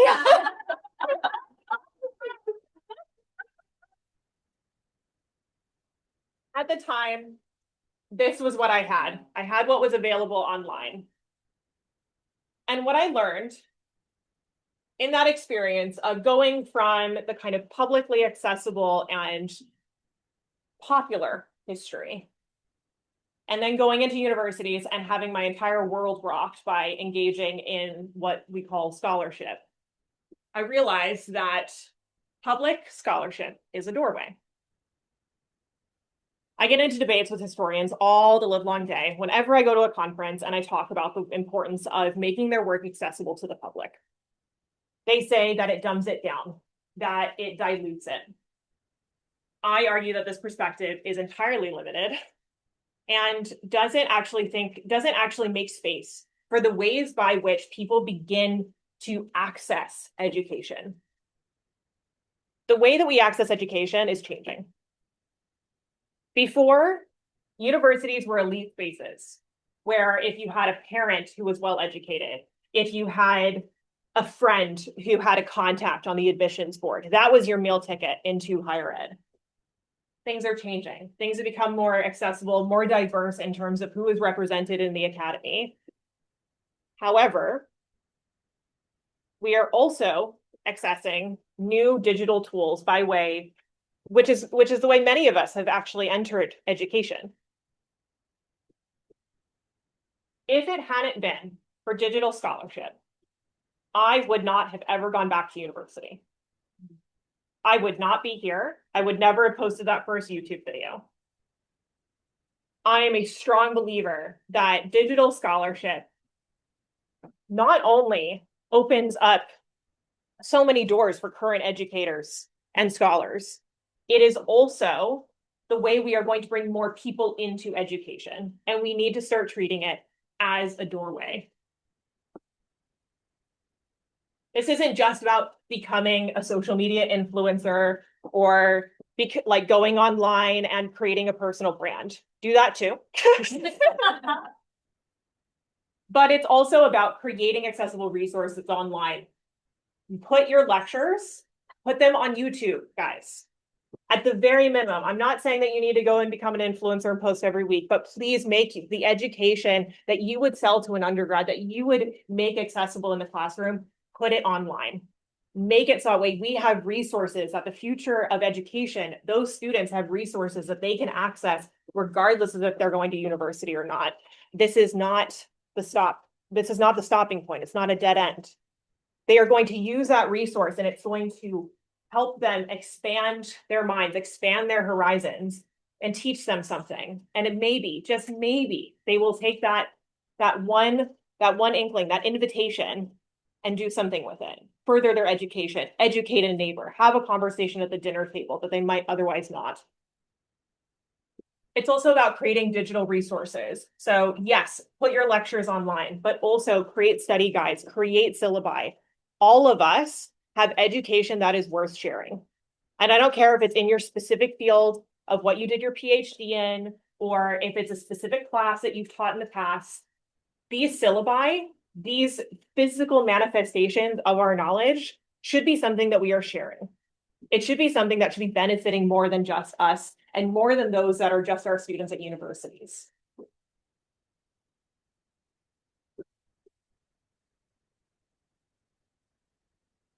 About a week ago,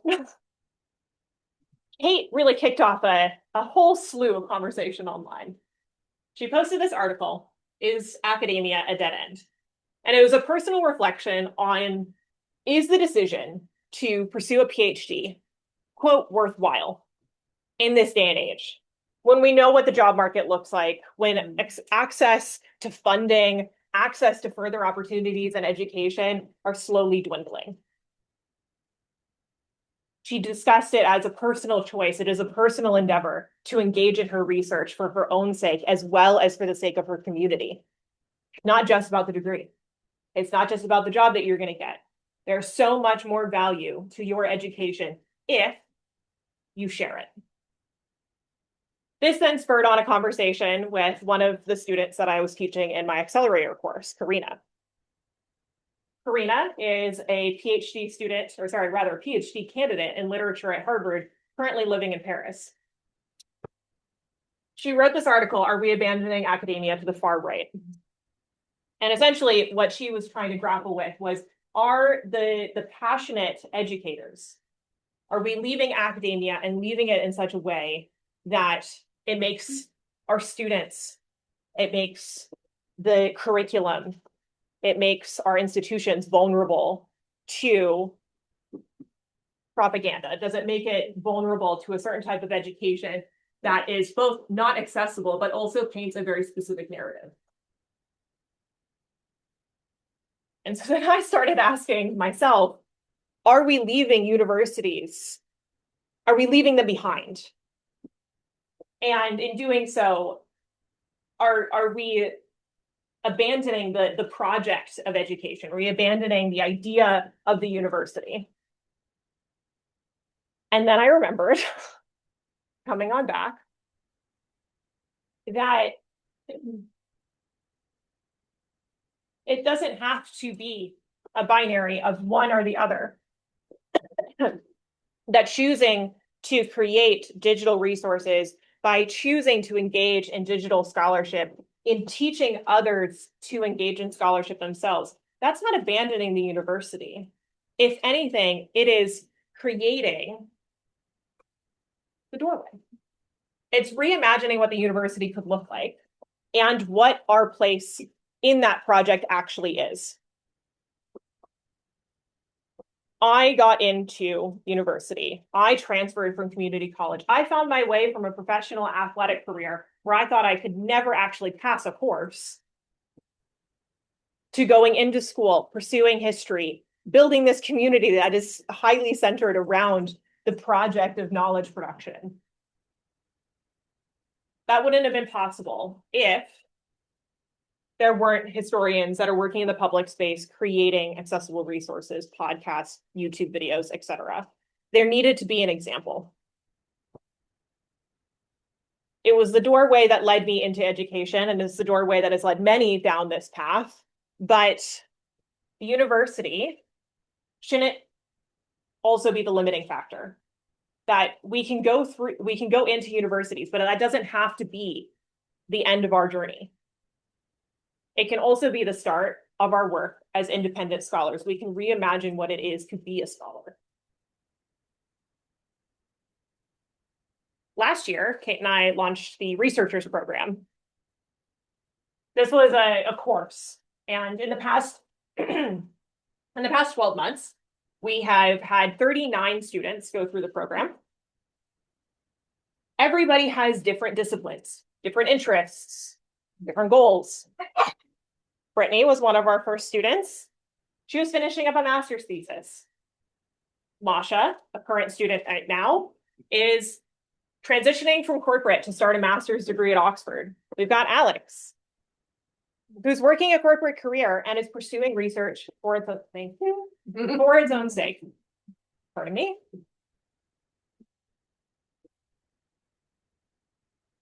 But there's something that brings us together.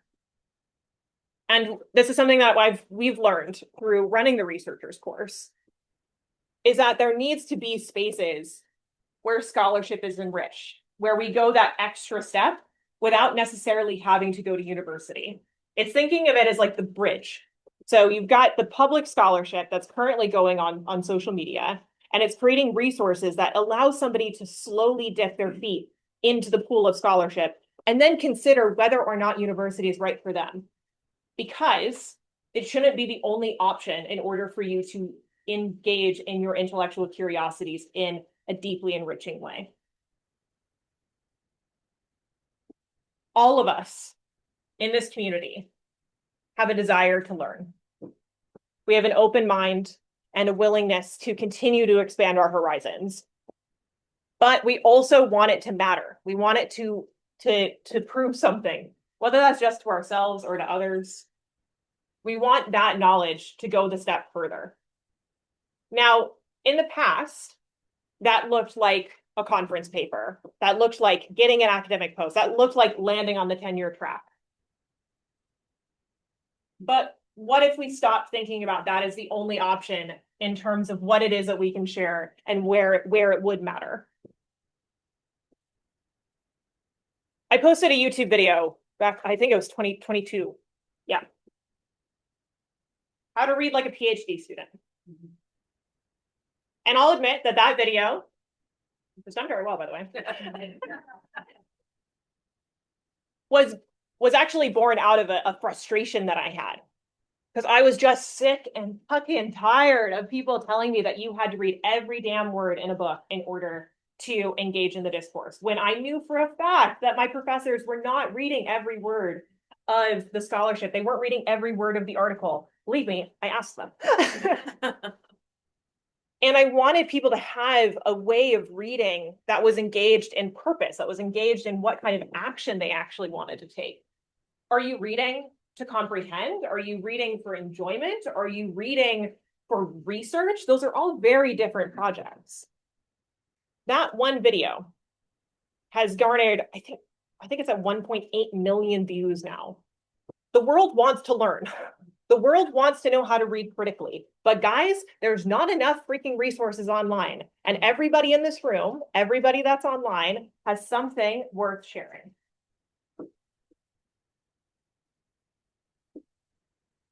So, I have a call to action for you guys.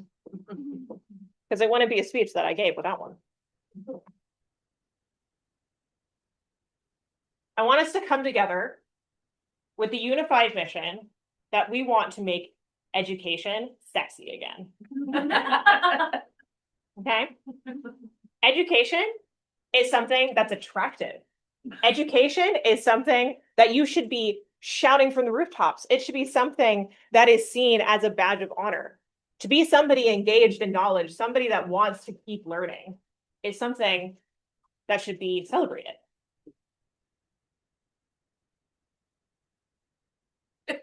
So, I'm not going to read that comment because I don't have. So, first and foremost, one of the misconceptions that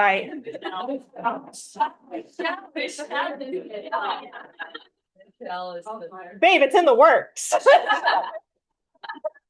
That new merch line is in the works. First and foremost, you don't need to have all of the answers. You don't need the damn degree to start sharing online. Share as you learn. Show us the process. Show what it is that you're engaging in at this moment in time. You don't have to have all the answers. Most of my YouTube videos are me absolutely not having all the answers, and then just, well, being very vulnerable and being able to show that I don't know what I'm doing. Share your knowledge is not just about posting it online. Talk about your work. Talk about your work at the dinner table. Share it with friends.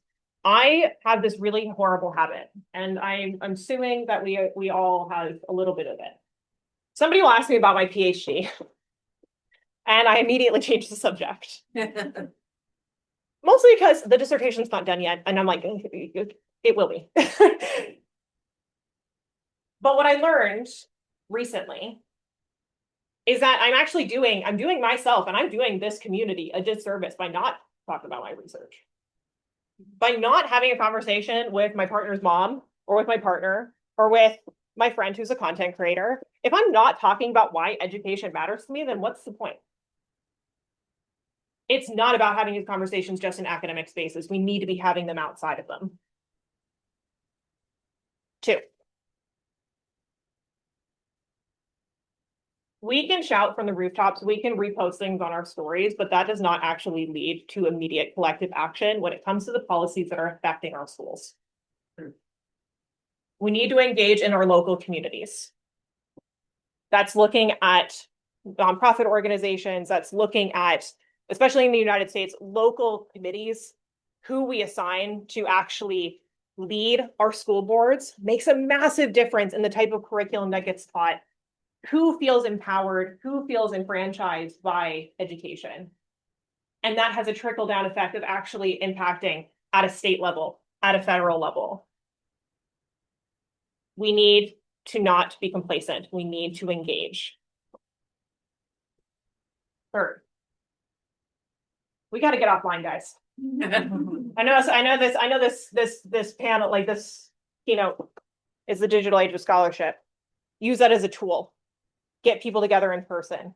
Lead that writing group. Lead that book club. But we have to show up. And it's not just physically showing up. It's also showing up that we did the reading, that we engaged, and we came with talking points. We came with questions. We came ready. Because when we come ready, others want to as well. We need to set the example that we want to see out in the world.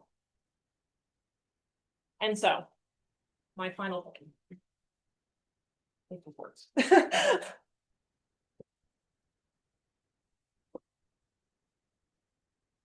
Your imposter syndrome and your perfectionism are not helping anybody. It's leading you to be silent. It's leading you to not share these things online. It's leading you to not share the process. And again, I'm not saying that you need to go become, somebody that posts every single week and has a content calendar and a strategy. You can if you want to, and if you want to, come talk to me. But it starts with that conversation you have with a friend. It starts at the dinner table. It starts at organizing a local book club for your community.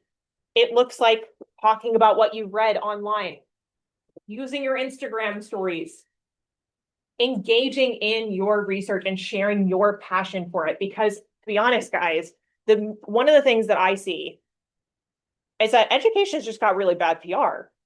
The humanities has got really bad PR.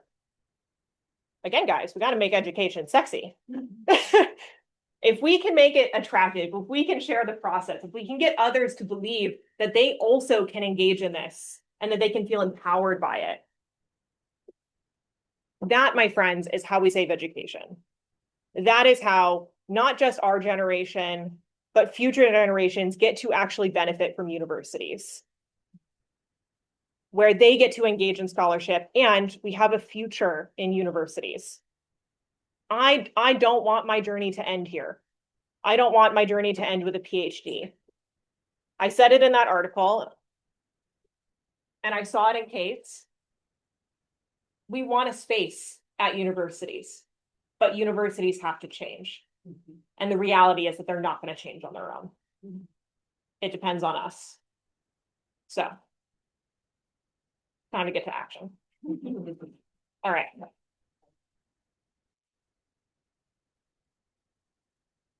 Right, everyone. We're going to have a quick break, just half an hour. We'll leave the Zoom room open before we move on to our panels, our second panel of the day. But we will take a quick, let's do 15-minute break. Yeah. So come back at 1:15, wherever you are in the world.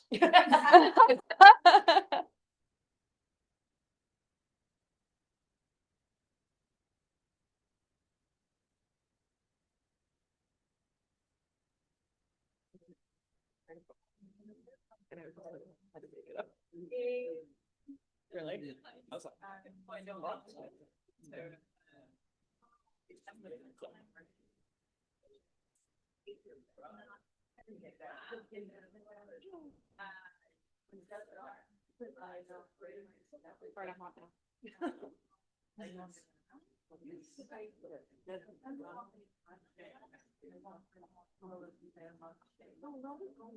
All right.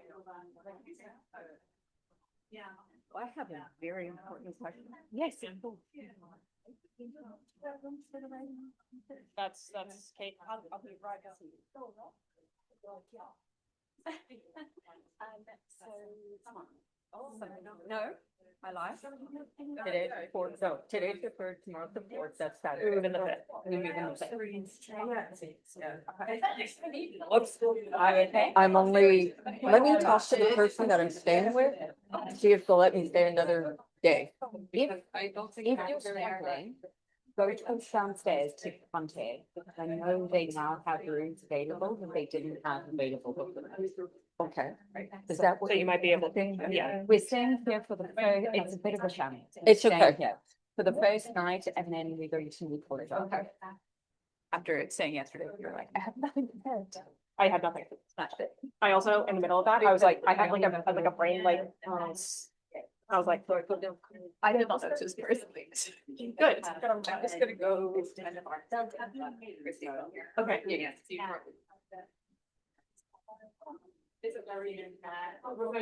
Remote, yeah. So, yeah.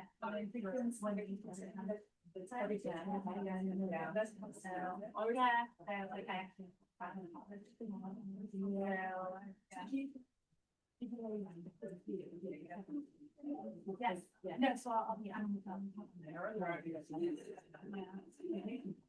yeah, I want to see the outside of it. It's-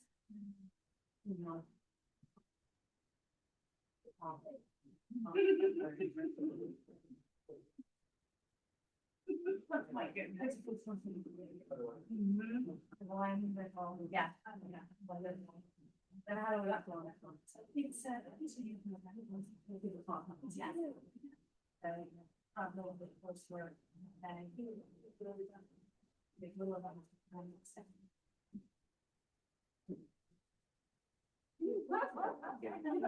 So we don't do W. Yes, yes. Yeah. Yeah. Last year. It's been a year this one, it's been a whole year too. So I would say, like, so you get like the first like the word. And then what? So they kind of say. No. And. Yeah. No.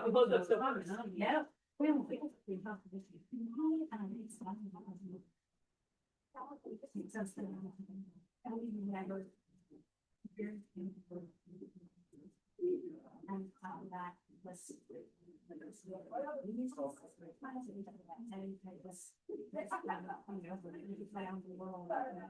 Yeah.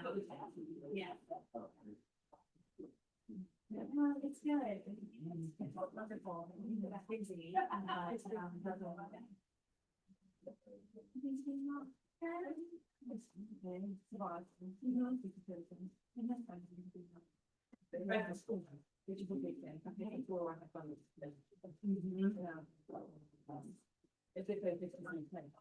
Okay, so it's plan a little bit easier than that.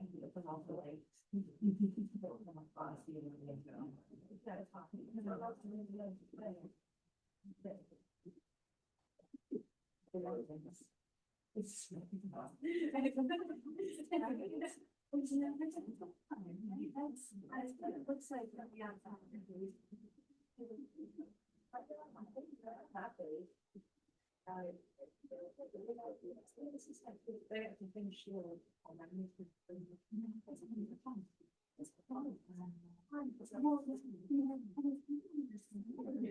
I think once the school, start off, it just.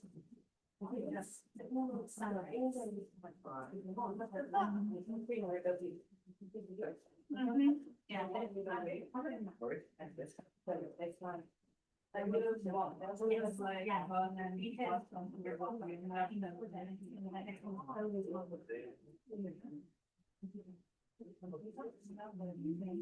Yeah, yeah.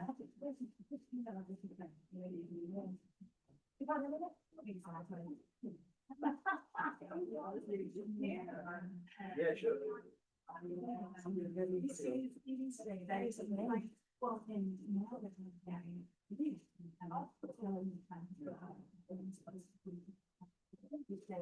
It feels like it's like focused on the and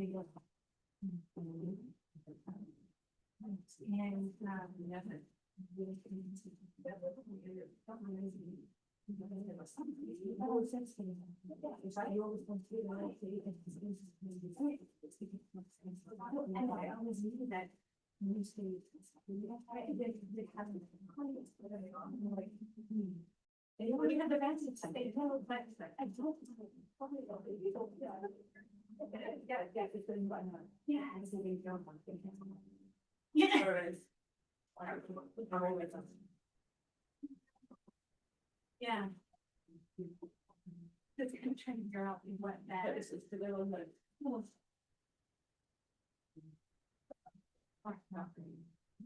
Well, I couldn't go down. I can.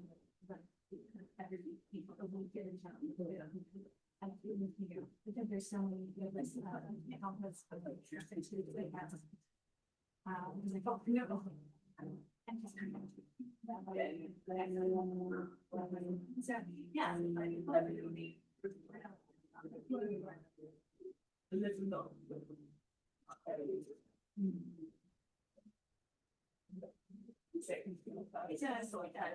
I think it's so far.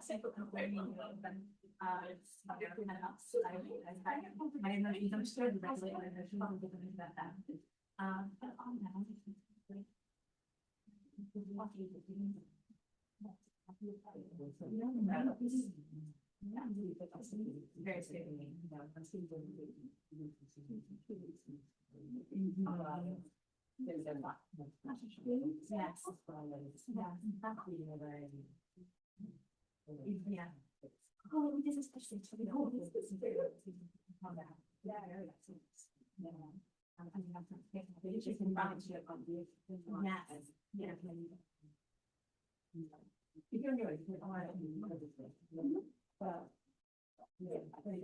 Yeah, yeah, but now it's real time, you know, yeah. Social. Yeah. I am just, you know, I'm going to ride them out for as long as I can. They just don't see. That is not what they're about.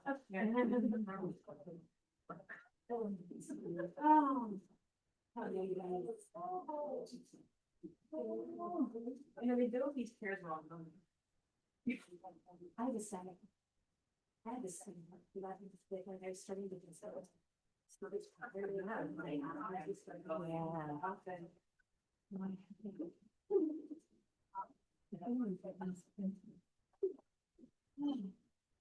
But you know.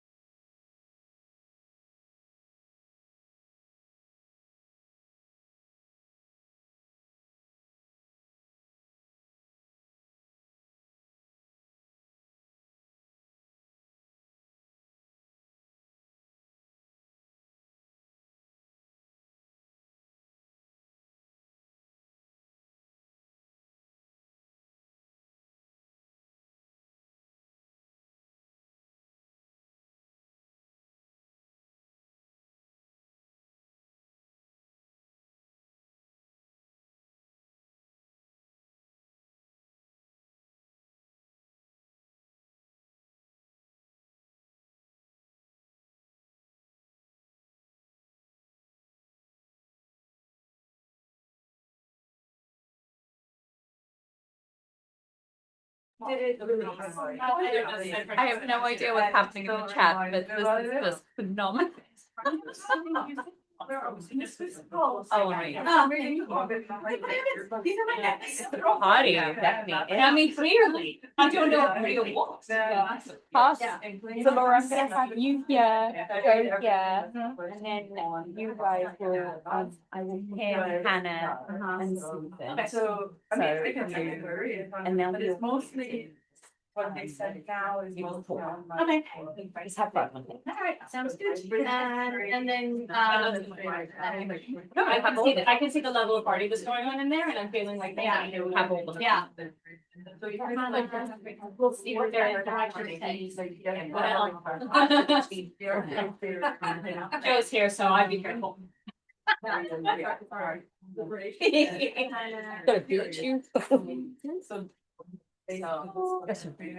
Now. I please Then I. use myself. Yes. You gotta start early. Yes. About 20 minutes. I just didn't want to look rude and whatever. The job interview was fine. Are you kidding? Listen, you were saying something and I didn't say anything. Oh, there you The go. level, guys, I'm so sorry. Anybody home? Anybody? I was Big fan? I ended up finding out. Clear to whoever's talking now. That's like you have the job interview now. I wanted to be here for the beginning anyway, so it started a little bit early, which is good. But it's like 4. Stop. Percolate support. Thank you. All right, everyone, let's come back in. We have surprises up here.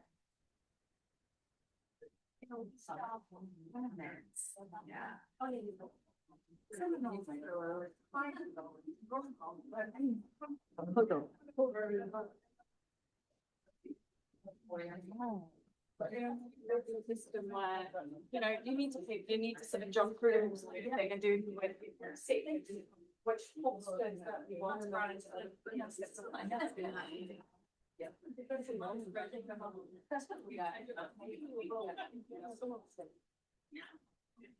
All right, everyone, welcome back.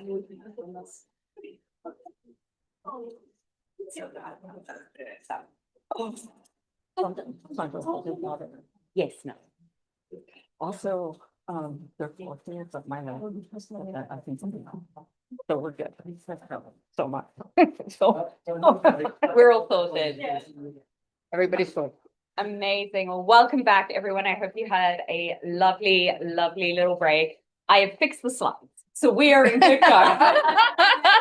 Yay! Yes, we made it. I'm thrilled.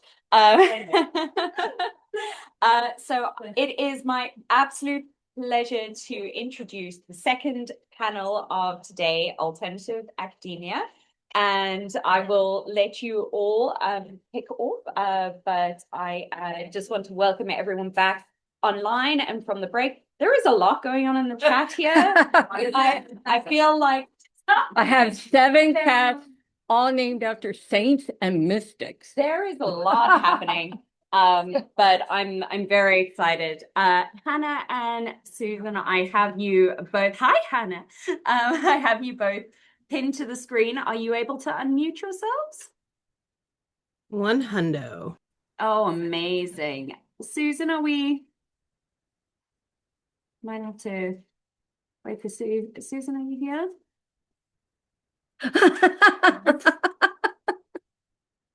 Love it. Amazing. All right. Can see after the unmute, you get myself. Check to see whether it's either. She might be thinking, Maybe she's not back yet. she might not be back yet. She's here, but maybe doesn't know we are back. Okay. We'll give it a minute or two. Anybody have some burning questions to fill the time? How is it in Oxford for those of us who aren't there? It is very warm. Very warm. Very, very warm. You're missing absolutely nothing. It's horrendous. It's sticky. There are people everywhere. All the books are gone. Yes, all the books are gone. There are no books. It's peak tourist season, everybody. Peak tourist season. Yes, exactly. I also had a little tear walking by our Waterstones no longer is. It's like, I don't want to talk about it. Yeah, moment of silence when I walk by where Waterstones Moment of used silence to for be. Waterstones, yeah. Yeah, It's on Queen Street now. it's not as nice. It's fine. We should be shopping independent anyway, guys. Yes. There is a new independent bookshop in Oxford. Where? Somewhere. The independent bookshop. Joe Angeli was like, let me go right now. I want to go. I got to go look Oh, around. no, not this time. I'm under accountability this time. I'm not sure. Susan? Susan, are you? I don't know, but Michelle is Michelle is- doing her thing. There we go. And hey, There's Susan, Susan. there she is. Sorry, you guys. I was watching videos of corgis on Instagram.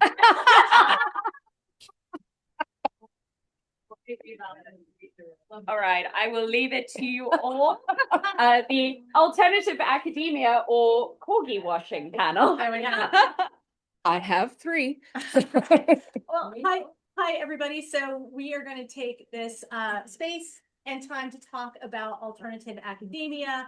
We'll start off with just a brief introduction of who we are and what we do, and then we have some discussion points that are going to hopefully give us all an opportunity to talk a little bit about our experience, about what it's been like to be a non-traditional scholar, and hopefully that will resonate with some of you. So I'll just go ahead and start. I am Laura Cisneros. I am a constitutional law and philosophy scholar and a legal consultant.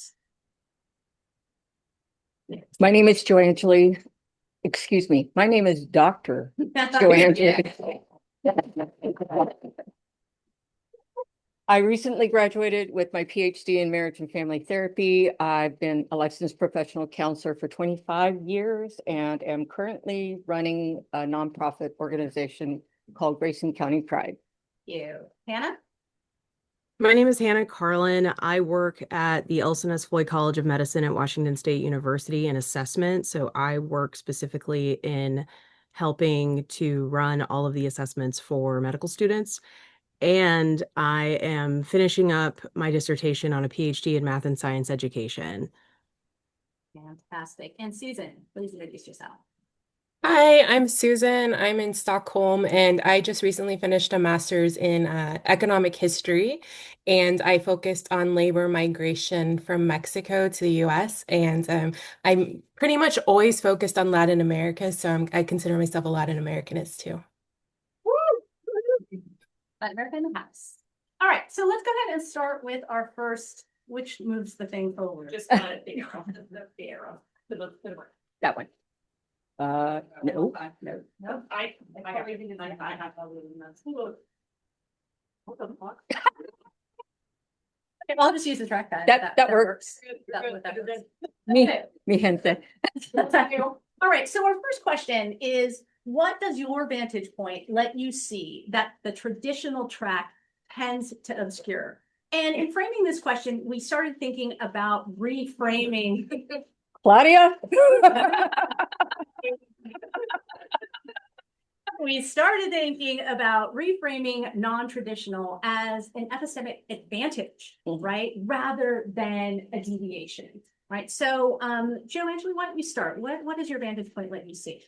I think being, as long as I had been in the field and I'm a mom, I raised kids, the opportunity to go back to school, I always knew I wanted to, but then when it came time to, I couldn't find a place for me until all of a sudden Texas that's my master's, Texas Wesleyan University had a program that I was really interested in that brought in master therapists. And I'm talking like the founder of CBT and Donald Meichenbaum and some of these others that in fact, one of my heroes developed the program. Her name is Dr. Metcalf, and she's now my mentor. So I remember having the interview with her going, I don't know, I'm old. I don't know if I fit.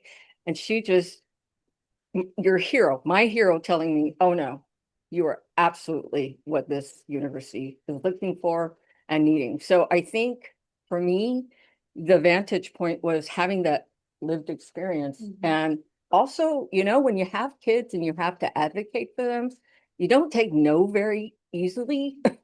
So that's the other thing, is just knowing that don't tell me no, tell me how. So Yes, nice, very nice. Hannah, how about you? So for me, I worked on a very traditional path for a long time where I did undergrad, my master's, and I went into a PhD at Mississippi State. Um, and then I left that PhD program when I was ABD because of men, and I ended up in Seattle, and I worked in healthcare, and I worked my way up for almost 10 years, doing like everything. I was like a floor technician. I ran the autoclave. Then I became a clinical supervisor. Then I became a clinical manager. And then I did all this clinical research and I had all these certifications. And then I got to this point where it was like the only next logical step for me is to go to medical school if I to become a physician. That's like I've capped out. And then I pivoted from then to working in at a medical school in assessment.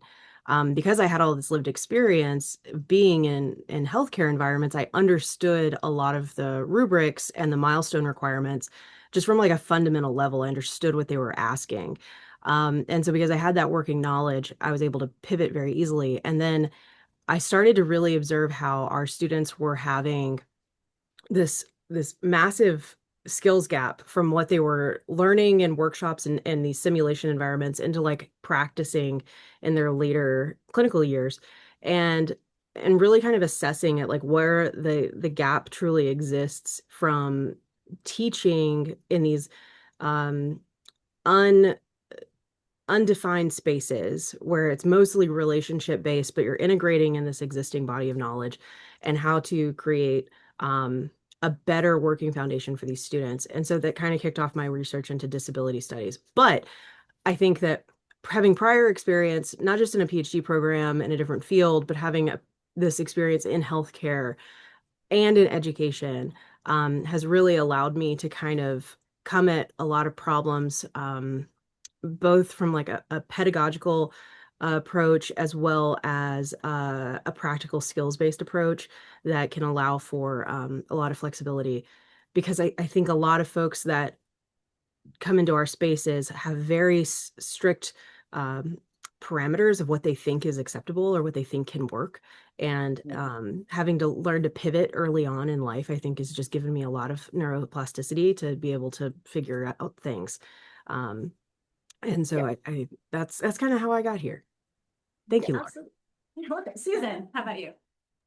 Hello. So what inspired me to join this panel is I have one of those invisible disabilities, which to try to summarize very quickly, I have a circadian rhythm disorder, which is a sleep disorder where it's called non-24 sleep-wake disorder, which means my circadian rhythm isn't 24 hours, it's like longer than that. So if I sleep on my natural rhythm, I gradually wake up later each day.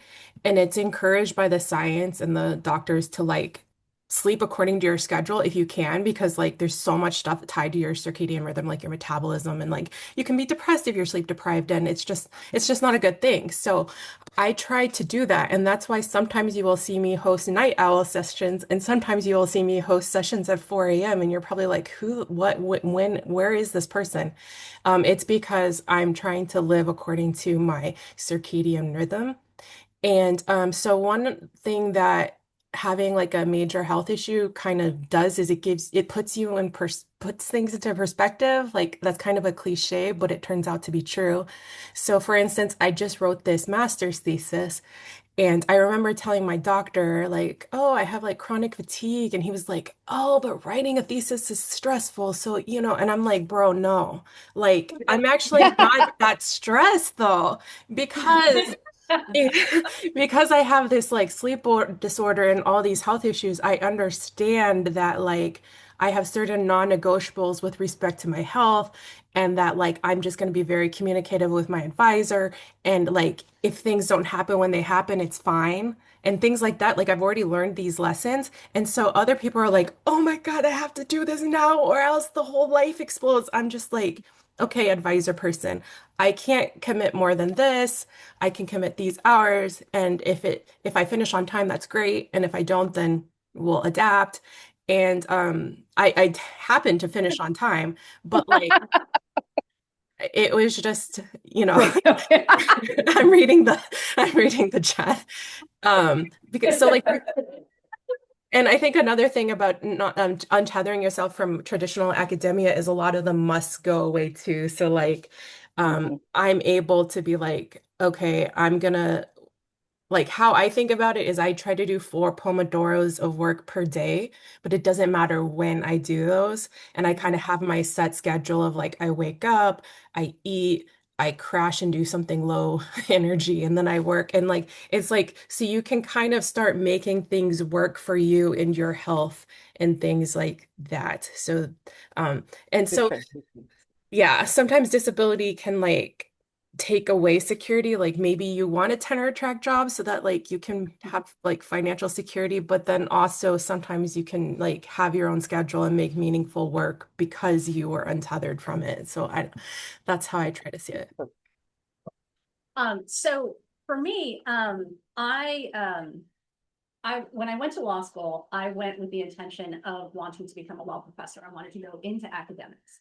And so that was the path I took, and that's what I did the tenure track thing, got tenure, taught for a number of years. But then the lifelong learner in me was not satisfied. And so the research that I started to be attracted to doing was much more philosophical. Well, my background was not in philosophy. So what does a full-time tenured law professor do? She takes on a graduate program. So I got my PhD while I was still teaching. And that was fantastic. I started to be able to feather in interdisciplinary concepts into my classes. And after having been a professor for a while and then going back and being on the other side of the table and being the student, because I had to do coursework, it really reframed my pedagogy because I got to see what a generation from behind me, because I went to school later, what they were expecting, what their needs were, and how they worked in the classroom space.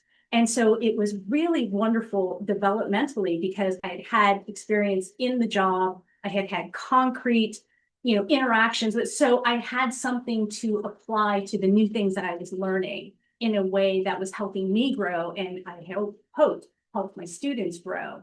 And then from that point on, just wanting to transition into a more public facing position.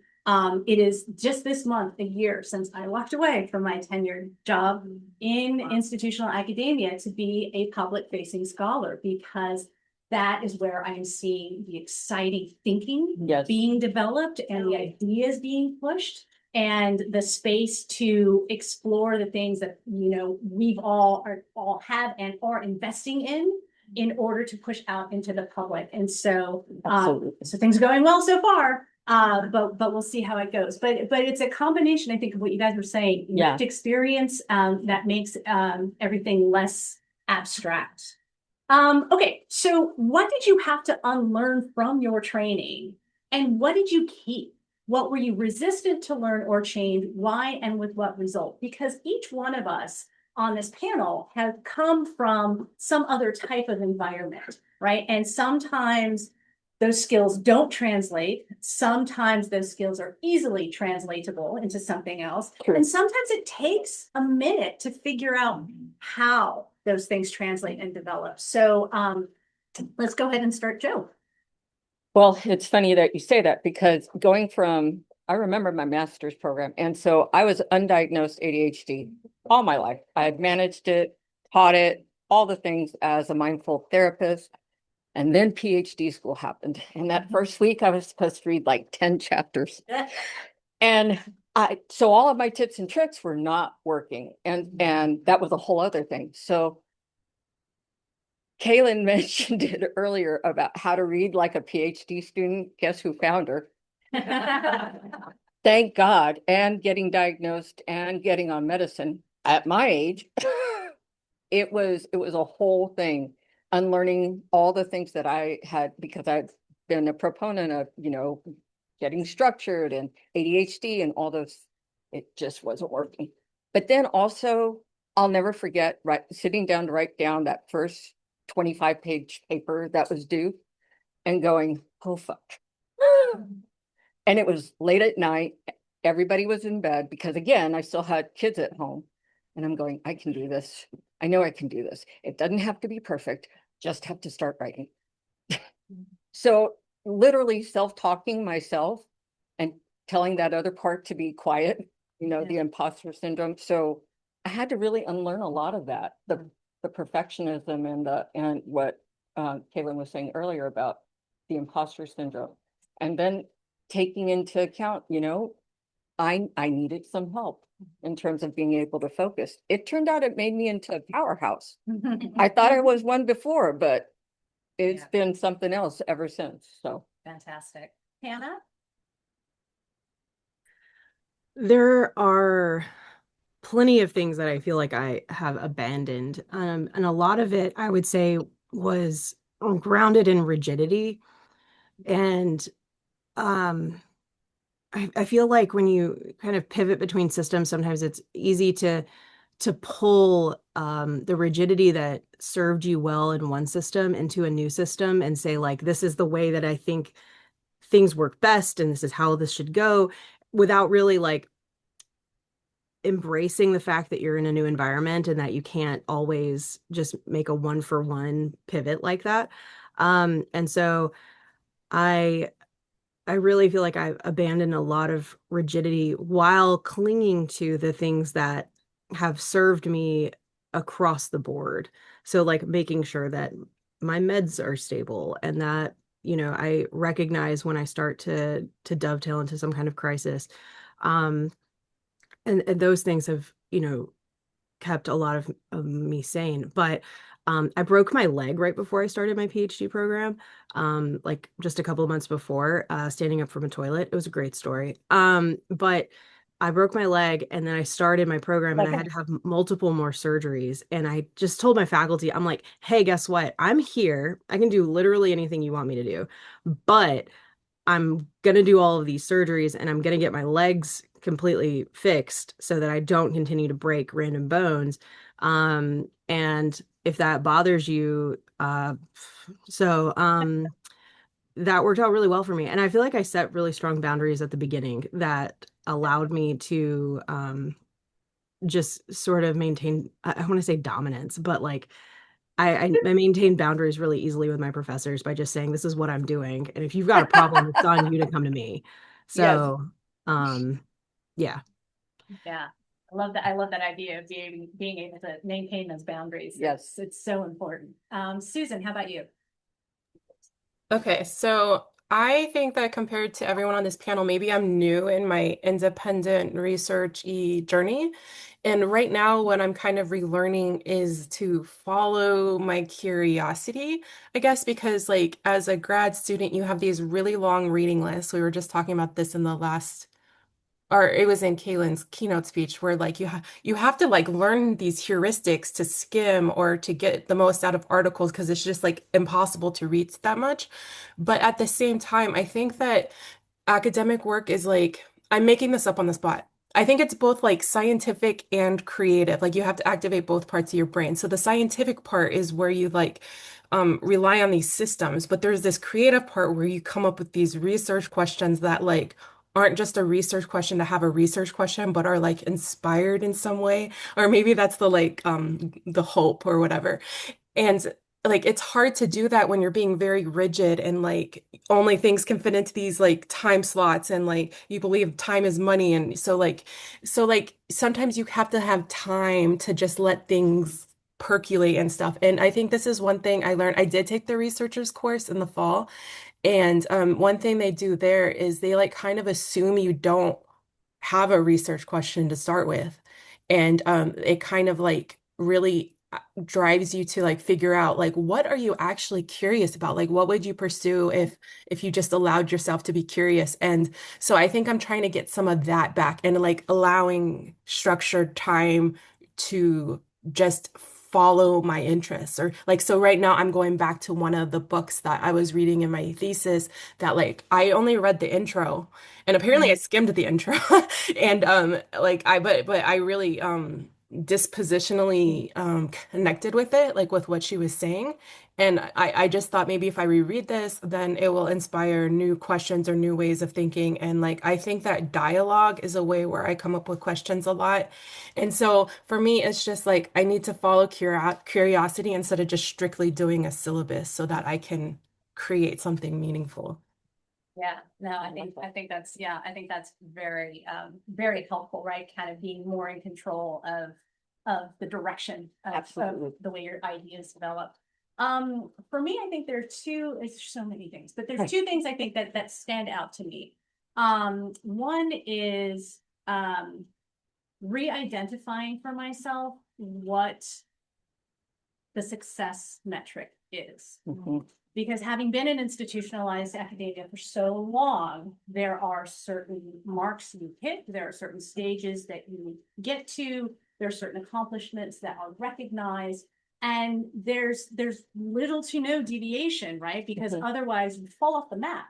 And so moving into more public-facing scholarship, it's been an adjustment for me to try and figure out what that metric of good enough success looks like. And the thing that has been really wonderful on this journey is that I keep coming back to those metrics of success. A lot of times they have a heavy component of like fulfillment. Yes. Like if I write it, if I spend a week researching a piece and write it up and put it somewhere or share it somewhere, I'm like, I hope people see it, but even if nobody saw it or if one person saw it, like that was some good shit, Laura. Like, yes. And so it has completed, it's created a completely different level of metric of success. The other thing I wanted to say real quick is, it's also helped me redefine what professionalism means to me. Because again, right, you go through these very formalistic understandings of what professionalism is in a particular institution, in a particular environment. And it was one of the hardest transitions, and I'm still learning it. But one of the hardest transitions is like, well, no, that draft's only been through like 7 edits. Like it can't possibly go up into the public. And so some of those things have been the biggest thing for me in terms of finding what my transition was. Did you want to follow up before we go to the? Hold on. ADHD. Yeah. I think it had to do with the whole idea of just letting go of those things. Like, at my age, is anybody going to want to look at my Instagram and so that at my age bullshit has been something that I've been continually throwing out. People wish that they were my age and still having fun. But again, it comes back to the curiosity that Susan talked about, bringing the curiosity and the scientific together, because our next question, what were you resistant to learn or change? Why or with having a transgender child in a state like Texas? This was very personal for me.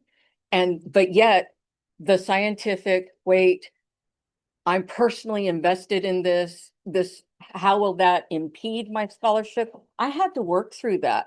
And thankfully, again, having the rigorousness that we did and choosing to do something, I'm not going to call it stupid, challenging, like a mixed methods study. I, in essence, did 3 studies. I did 3 different types of data for this dissertation, but it made sure that what I was studying was rigorous enough so that it stood the test of time. When people come and look at it, it's like, oh, so Christian parents from non-traditional faiths can learn to wrestle with those beliefs and therefore be more loving and accepting of their queer kids. Look at that. I think that transitions perfectly into the next. I really do. How to realize your own worth and translating your lived experience into value that others understand, right? I think that this is something that we all have confronted at some point, where making legible to your friends and your family what you're doing, why you're doing it, why is it important, and how your experience of whatever that might look like. But most of the lived experience outside of the academy is hidden, right? And so how to bring that out to people to translate your work into other environments. Hannah, why don't you start and then we'll come back around. We'll come back around. Did you say starting with me? Yes. Oh, well, it's because I've got so much to say on this topic. So, how my own lived experience translates into this whole experience is phenomenal. I get so passionate and angry about how the institution or academia, higher education, does not recognize the merits and the value of the research that it produces about students. So educational research has done so much work into what kind of adult learners we have at our schools, and yet we aren't adopting that research into our strategic planning for the future. And so our programs are not adapting to the student body changes that we're having, and our students are suffering for it. And it extends into programs like medical education, which everyone has all of these assumptions about what the type of normative student a medical student is. They have no flippant idea. But these students, especially in our program, which is community-based, it's rural, it's got a strong non-traditional student population. Those students didn't have the resources that your Stanford students had to get to medical school. They need a different medical education experience. And if we aren't accepting that and adopting it in our research, we are doing such a disadvantage to people. And that passion and that anger is coming from the lived experience of having to coach newly graduated medical students into like how to properly drape a patient because they got out of medical school and didn't have any damn skills when I was in clinic. And students that came in and they were having to learn how to do certain tasks or to present patients, and they just didn't have the skill set because they weren't taught it correctly, or they weren't taught it in a way that actually became part of a script that they do when they go into exam rooms. That lack of flexibility, that lack of neuroplasticity creates lasting effects on students that are now hundreds of thousands of dollars in debt for a profession that they don't feel like they can actually do. And so I channel my lived experience of having been chronically ill, a kid with a disability. I have been in clinics. I did clinical research. I work at a medical school. I'm doing research in my PhD. I bring all of that to the table to just ask the question of like, are we letting dead people that decided what medical education should be dictate how we penalize students that are neurodivergent, disabled, chronically ill in the modern society? Because basically we're just getting bullied by dead people at this point. And I am not here for that shit. So that's what I do. Sorry, there's a lot of passion in that. That was great. Yeah, that was great. Against bullying from dead people. I love that. Somebody write that down. Susan. Oh, okay. You can So write that down. I felt like really seen when we did like a prep conversation for this panel, and Laura said something about how like people don't get independent research, like when she talks to her friends or her family or colleagues, etc. And I'm like, yes, like I almost feel like I need to lie to people and be like, I'm applying to PhD positions just because that's what they want to hear. Like they don't want to hear like I'm making my own schedule and writing a book. Like they want you to be on the 10-year track, like they understand this. And my experience, if you guys don't know, is that I used to be a journalist like maybe 15 years ago, and I quickly learned that like staff writer jobs, they don't exist anymore. Right? Like they just don't. So like if you are going to work at a magazine or a publication of some sort, you're probably going to work in admin of some sort or management. You're going to be like organizing the workflows of the freelancers, the photographers, the designers, etc. Like that's what you're going to do. So, I worked at a prestigious, my first job after college was at like Time Inc. You know, they like make time and all that stuff. And so people are like, oh my God, wow. But like, I'm literally like telling like proofreaders, you have 2 weeks to get this back to me. Like, that's my glamorous job. So, for me to do like journalism that actually was meaningful, I had to go freelance. And I did that for about 5 years. And that's when I wrote like a lot of the work that I'm most proud of. And I see that in as a parallel with academia, because I think that a lot of these major universities are like brands. So like if you say like, oh, I'm a postdoc at UCLA, everyone's like, oh. It was just the same of when I was like, oh, I'm a project editor or whatever the fuck that means at Time, you know, everyone's like, oh. And but the thing is you're not actually doing what you want to do, maybe, possibly. And so right now I just finished this master's degree and I realize I can like apply for internships that are tangentially sort of related to economic history, sort of, except for not really. Or I can just like start writing a book. So I'm just gonna treat my days like work days and assign myself the work I want to do. And like that makes sense to me, and it probably makes sense to a lot of you because you're here. But I don't think it makes a lot of sense to a lot of people, but I do think they understand the part about like meaningful work. Like I think a lot of people understand that there are so many meaningless like bullshit admin jobs nowadays. Like they connect to that part when I tell them. I mean, David Graeber wrote a whole book on it. So but like I don't think a lot of them understand the like, oh, you can create your own thing, like that part. And I think it's okay that they don't understand. I'm seeing a therapist that I very inappropriately call hot therapist because it's based off of Fleabag with Hot Priest who never gets a name in season two. But he's like, there's these circles. This is what my therapist says. There's you, and then there's everyone else, and then there's God. And God is like earthquakes and, you know, tornadoes and stuff. And everyone else, like, you can't control things in these outer circles. You can only control things in your circle. So, like, I'm not going to be able to control what other people think of the path I'm choosing. And, like, I'm just growing to like not really care, you know? Like that's just how it is. I can't control it, but I can control what I'm doing. Perfect. That's well said. I think I said a lot about this already, but I think realizing my own worth in this, I'm going to tell you a story. So in Pride, Grace and Pride, I went in I just needed someplace to go. My child was in school. I lost my church community. I didn't have anything at that point. And I went to school, but ending up president or whatever the hell I am, running this thing, I didn't know what I was doing. I just knew how to talk to people. And we now have a legacy donor, and he is giving back into the community that he grew up in that didn't have any resources. Well, after meeting him, giving him his award, they connect. I stayed in touch with him. And by staying in touch with him, he asked the question, well, how can I help? I said, we need a safe space. And he provided the rent for our offices. And we're going on our second year.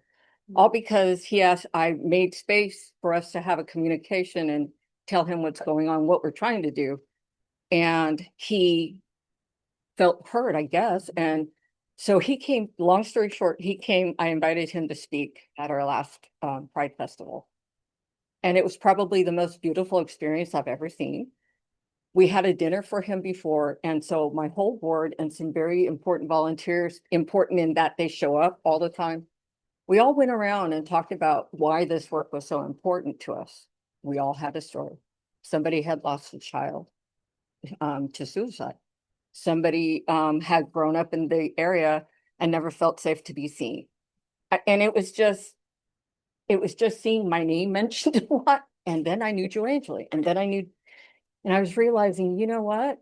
The worth isn't so much in what we make or the the byline.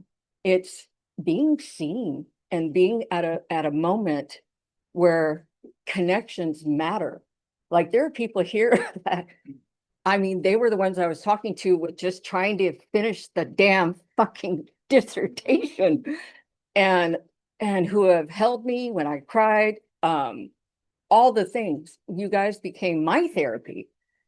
And that's what I think in terms of worth. It's the community that we've created and the way that we take whatever we bring out into our communities. Like I can't wait. I can't wait till Christy is done with her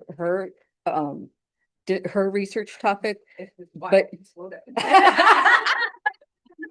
You're gonna be waiting a while. but just, and then with Grace's too, she's got a really interesting topic. Getting permission to be part of y'all's life, I think it's inspiring. So did I answer your question? I think you did. Okay. I think you did. For me, it's you know, I had been a law professor for a very long time, and it was something I was very proud of. It was also something that my family was very proud of. It was very easy for them, right? When we walked into any room, it was like, what does your daughter do? What does your sister do? She's a law professor. It's like, okay, great.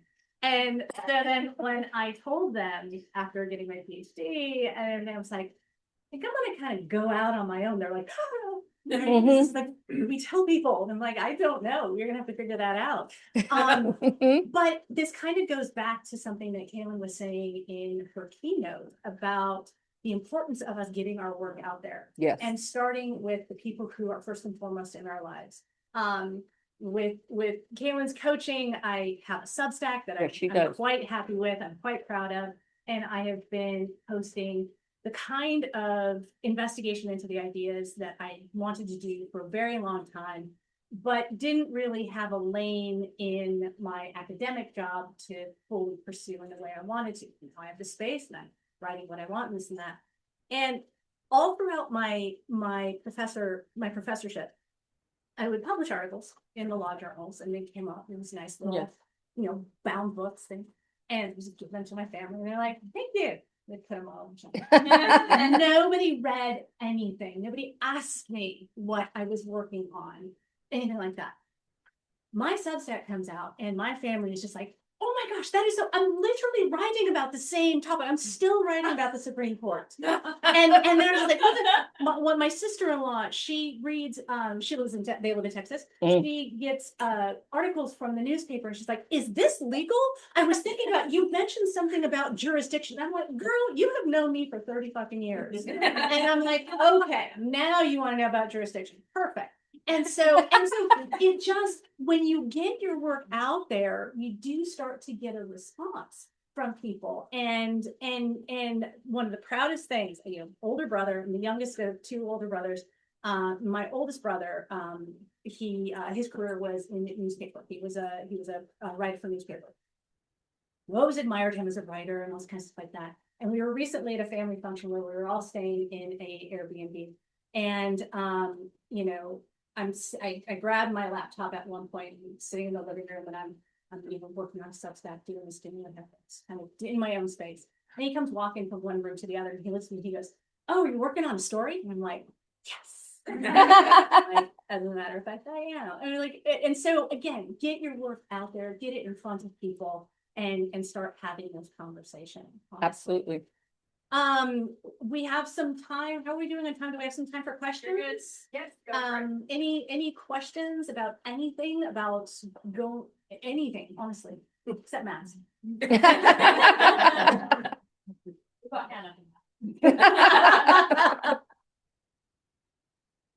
Any final words from yes. Oh, Kat. Yes. What would we do here? I don't know. Just coming. Hi. Sorry. So I've been thinking a lot about this and a lot of in terms about independent scholarship. I'm currently completing a bachelor's program. It's kind of like a cobbled together program around communications, performance history, and performance theory, basically. But I have such a hard time with theater and in in just my past educational background, but I have such a hard time of like I guess seeing that the value of that as like I don't know, it feels like somewhat ego and elitist to like present it out there as though I'm some like authority figure. And so I get a little bit scared about sharing the stuff that I've learned because even though I do a lot of independent research, it never quite feels like enough to sort of validate what I'm putting out there. Does that make sense? Yeah, and I think it does. I'll start, and anybody else on the panel, please jump in. My thought process is if you've put in the work and you've explored the question and have put together something that addresses that question in the way that the resources that you consulted has led you to, and then that's really all the validation you need to go ahead and put it out there in the way that you are comfortable with, right? I mean, you know, there's that perfectionism about, well, if I get to this point, then and if you let yourself stop at that, then you are always going to be holding yourself back. Yes. Right. And in terms of idea generation, in terms of communicating scholarship, all scholarship is somebody who was curious, had a question about something, consulted some resources, put it together, and this is what the answer was for you, and you're presenting it in a way that's legible. You do that, and that's fine, right? That's all that we're all doing. Yes. I couldn't have said that any better. That's exactly what I think too. Because yeah, I've got a doctorate now. Think about how many times I've used that. But it's important. Oh, okay. How do I say this nicely? Where I live, it's important for me to have that doctorate. But it's not my voice. My voice has always been my voice. And so whenever I studied something and did the critical thinking about it and wrote about it, that was mine. Right now, the doctorate just serves so I can get in the spaces that I need to be in rural North Texas for the career population. Yeah. Susan, did you want to respond to? Yeah, I had two thoughts. The first was I took a class when I was a writing major, and we had a class called Writing About the Arts, and it was like an arts criticism class. And I think a lot of people had this anxiety because you're like supposed to be writing about theater or something, and maybe you haven't read like seen every single play. And our teacher really kind of said like it comes from being honest. Like if you're being honest, then you're allowed to come to things from an imperfect place, if that makes sense. I think it actually ties a bit with what Alina and their whole panel was talking about earlier with inserting the self. Like you have your circumstances that brought you to this situation or to this scholarship. And I think as long as you're transparent about like what you do know and what you don't know, your limitations, maybe in your literature review, you kind of like show what you have read, what you have, like, and also, so I also agree with, oh shoot, I had another thought. Did I lose it? But it's just like, oh yeah, the showing your work thing. I think that this translates to academia by just like being very like, I do you guys know the YouTuber, Sarah Fisher? I was watching one of her videos earlier, and she was talking about how the methodology in her thesis, she kind of was like doing like discourse analysis. I hope I'm not misrepresenting it, of like YouTube videos and stuff. And she didn't like this because it didn't feel honest, because she felt like she was coming from above and telling people what these like vloggers feel about their lived experience as vloggers, whereas like a better methodology would be to do actual interviews with them and be like, hey, how do you feel about your lived experience, instead of having this person like come down and tell other people their lived experience. So sometimes it's like your methodology needs to fit the type of questions you're asking, and just like it should feel honest. But I think that sometimes it's hard to get to the place where it feels honest, but like that's part of the challenge. Yeah, I like that. Be honest, Authentic. identify your scope and be authentic. Rosalind. I wanted to talk about the, finding what gives you curiosity in relation to research. Because for me, I always found that it's often a synthesis of just being very curious about something and then doing fiction as an author, as a writer, like my Buna Habibi stories, which, if you've joined study sessions that I've led or I've joined other people, often reference my fictional Orthodox toddler priest from Palestine and encourage people with watermelon in our group chats. But I'm thinking of launching stories like that on my Substack, Evangeline Press. But I just think creative writing is a great way to synthesize like academic knowledge and make it very public because you can talk about academic concepts, maybe theology or Middle East history that a lot of people have no idea or are very specific to something and make it relatable in like storytelling because that's what fiction does is it doesn't have to be 100% accurate in the sense of that you get to use a lot of your imagination. But this is also a tension for me just personally because I really um, don't know if I want to go into formal academia, like doing a master's after I finish my honors degree. But I also really enjoy being like playful and like doing my own research. And maybe that's a way to like marry it well with like creative writing on being freelance. But there's still a lot of questions because I still have a lot of interest academically in wanting to study, like the Middle East and theology and all these interesting subjects that, like, focusing on one thing, maybe that research question being more narrow, especially for a PhD or even a thesis, I do struggle with that. Yeah. Well, I mean, and I think, especially in these kinds of spaces, right, we have the support and the encouragement to be able to deviate from the path a little bit in order to find out what our intervention is, right? And what the interdisciplinary angle perhaps might be, right? Because one discipline might not get at the exact answer we want to the question that we're trying to say. And so I think one of the great things about the non-traditional push to into an academic space is that you have that freedom because you do have, as was said earlier on the panel, the control over your own schedule. You do have the control over your own content and how you connect with people and develop those ideas that live out in the world. Absolutely. Final thoughts, final questions? Yes. Here and then here. Yeah. Hi, Colleen. I'm Colleen. Just wanted to ask about time management, I guess, because like being in alternative academia was that, yeah.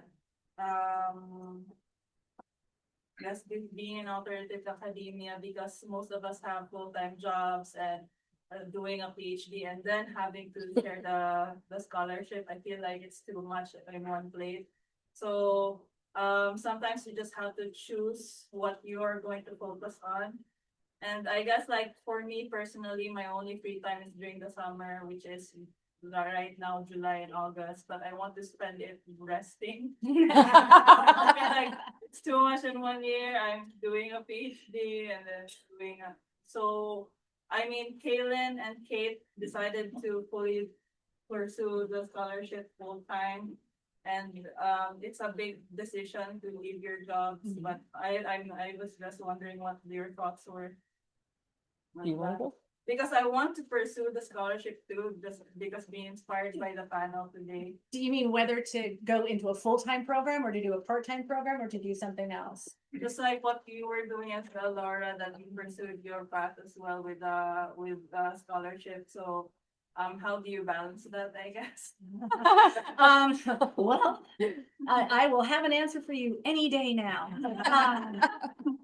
It's a learn for me, it's been a learning process. Yeah. When I had the structure of the full-time professorship, I knew which days I was teaching. I knew what times the classes were. I knew when I would be on break so that I could ostensibly work on writing, which it never works out then. And so there were all these kinds of like objective markers for when I had certain time to do certain things. So that is one of the things that is at the current moment a double-edged sword for me, right? Because I have a lot of freedom, but I also have to create my own structure. And I think the thing is that you need to, when you're making these kinds of decisions, you need to kind of look at the life you have and look what your bandwidth is allowing you to do. I ended up staying at my professorship for a lot longer than my intention because I knew that structure. I was senior enough that I could control, like, I don't want to teach him a 30 class. I'll teach a, 11 o'clock class because I knew I had something else I had to do at my, so for me, that meant that I had to do both things in that way. So I think you can have it all, but you have to really just give attention to what having it all looks like for you and in your life.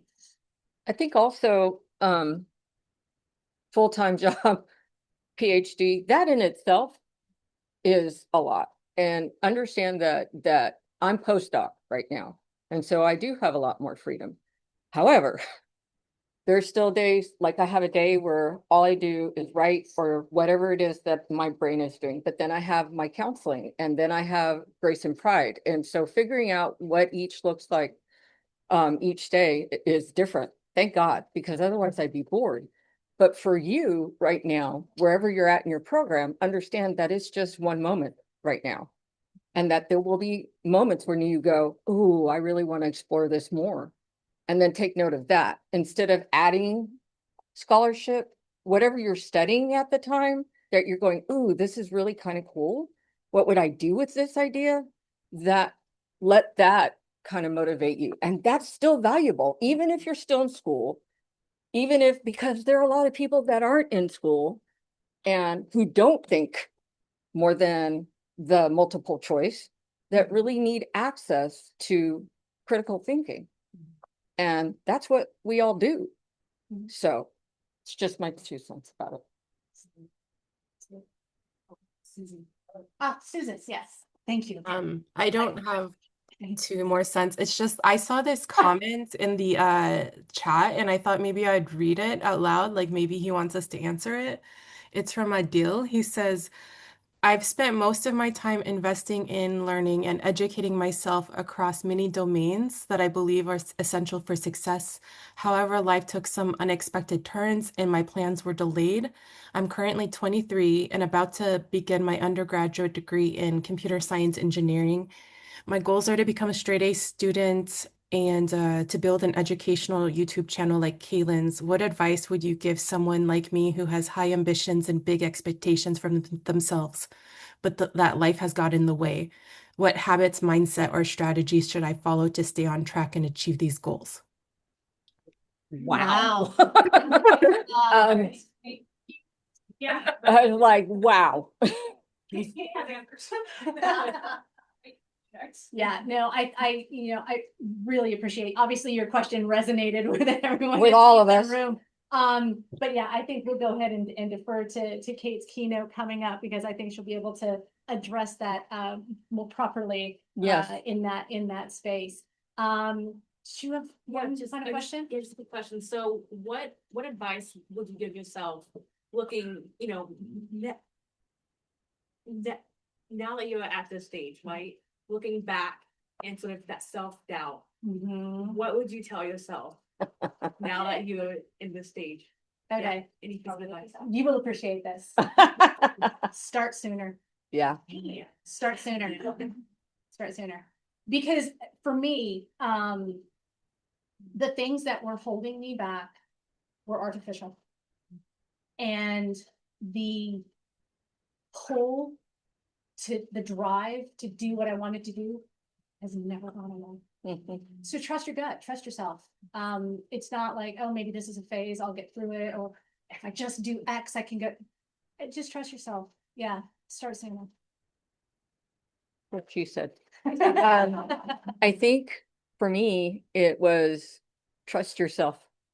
I never planned on being the facing person for a pride organization.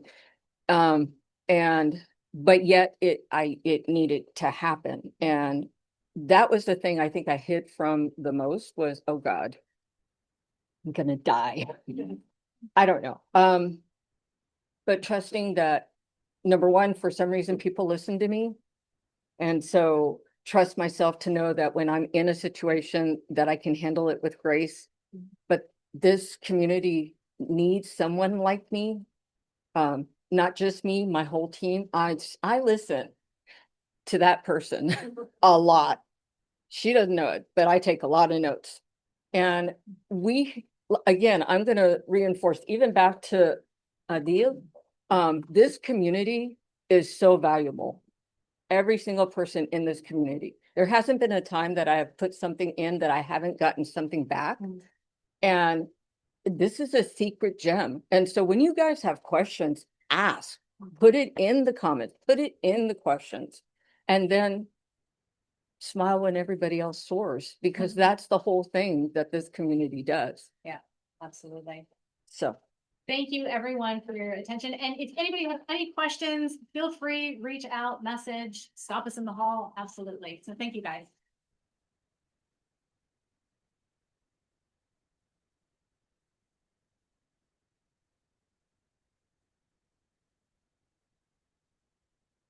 Come guys.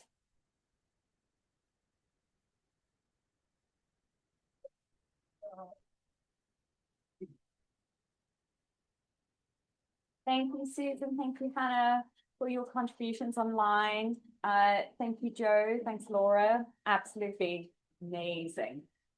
Really wishing the tickle. Yeah. Yes, bit of a dud. What? Oh, hold on. Use a Google for nothing.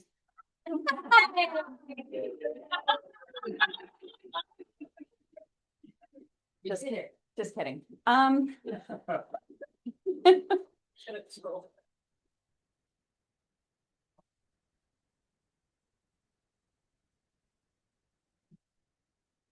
Amazing. All right, everyone. I know it has been a really, really long day, and we're probably all feeling very, very tired. I'm really gonna ask for your indulgence during my my mini keynote. Also preface, I'm a little nervous. It's the first time I've ever given a keynote at an event before, so you know, thanks. Yeah. So if I laugh, just laugh with me.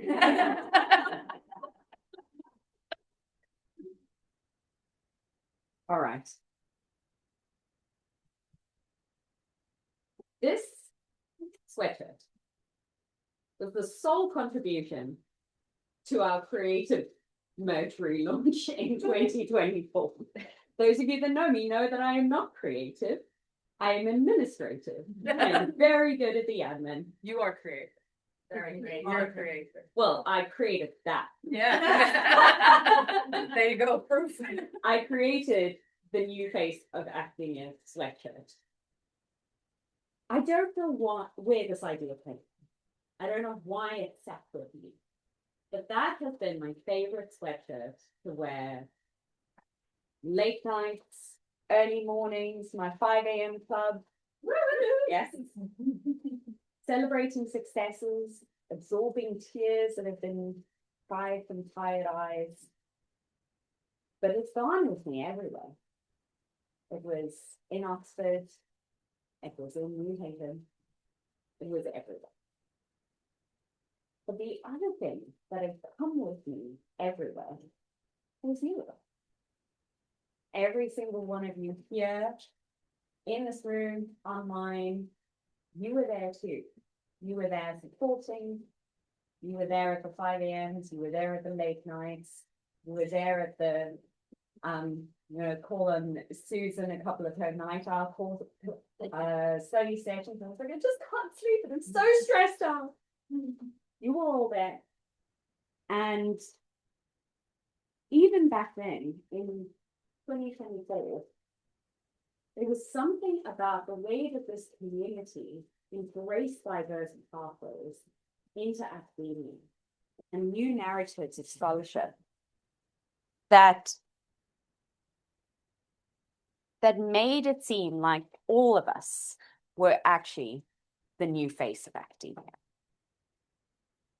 in many ways, this community is achieving what Friedrich Nietzsche terms overcoming, which is essentially the idea of going beyond our nature, beyond the structures that we've been brought up in, beyond our moral and social labels, to achieve what he calls radical acceptance. So us being here today in this room and online is because there is a power, according to Nietzsche, there is a power that is driving us towards knowledge. That's what he says. Much like my little penguin friend over here. Has anyone seen this clip on YouTube? Yes. Of the Nihilist penguin? The Nihilist penguin. The Nihilist penguin? Documentarian. Yes. So the Nihilist penguin is this little guy over here. Oh, he's not pointing. This little guy over here, who for some reason breaks away from his colony and trudges into the treacherous snow of the Antarctic. Werner Herzog, who captured this moment in 2007, prompted a dark philosophical conversation about instinct and isolation. This clip went viral for, I don't know, years. I think it's still on the viral pathway, because our penguin friend was a symbol of the active rejection of meaningless existence. He had turned away from his colony, from the coastline, where there was food, protection, for something else. How many of you feel like you relate to the penguin? Not just because we're waddling in the heat. That too. But how many of you feel like you have taken a courageous step away from the colony? How many of you feel like you've taken steps to define your own intellectual journey? I would say that all of you.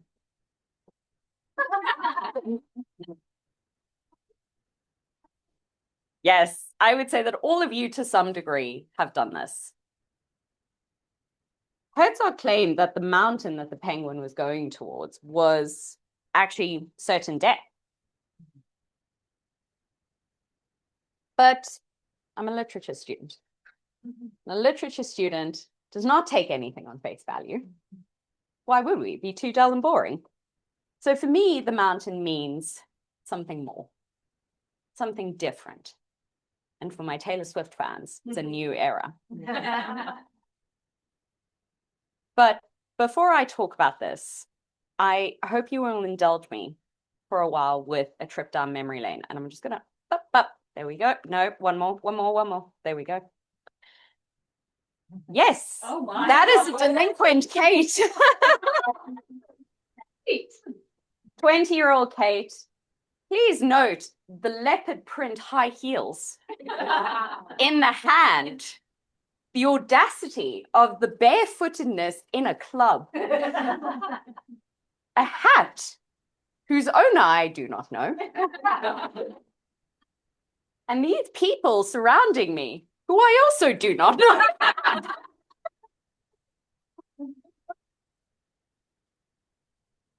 As hilarious as this is, I actually feel very sorry for this Kate.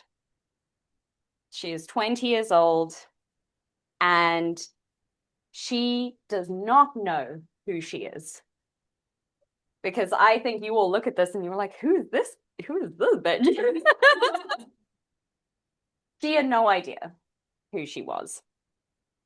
There was a time before now that I did know who I was, and I hope you will indulge me with a few raw emotions. Because many of you will not know that I grew up in a very violent household. And I don't say this for pity or sympathy. I say this because it means that I was not read to as a child. And it means that I did not start reading until I was 12 years old. And it was a very special moment when reading came into my life. I was visiting a friend of mine, and her dad read to her and her sister after work every single day. It was so idyllic. I want you to try and imagine this. They had these big, comfortable red sofas, big old fireplace. It was like a country lodge. And my friend's dad would come home from work, sit in the armchair, and sit down and read a chapter of a book to my friend and her little sister, and on this particular night, to me. I was blown away. Absolutely blown away. The book that he was reading was a popular fantasy novel at the time. And I came into it in the middle. Obviously, he wasn't going to restart the story for me, but I came into the story in the middle, and I just wanted to know what happened next. I was so intrigued. So 12-year-old Kate packed her little pocket money in her tiny little purse, waddled off to the store, and for the first time in her life, bought a book and read it cover to cover at 12 years old. The next time, I packed up my pocket money, my little purse, waddled over to the bookstore, and I bought The Lord of the Rings. That was the next set of books that I bought myself. And it was awful. I'm so sorry. I have to say this. It was the movie cover, all 3 books packed into one massive volume with the now famous motion picture. Really was a learning curve. But it was so influential. Frodo's little journey to the mountain, I'm hoping you're sensing a theme here. Penguin Frodo was also a small person who no one thought much of, like our little penguin friend. I found myself in these stories that were firstly a means of escapism, but then a means of identity.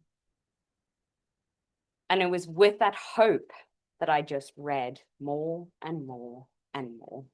Fantasies, classics, Austen, popular fiction.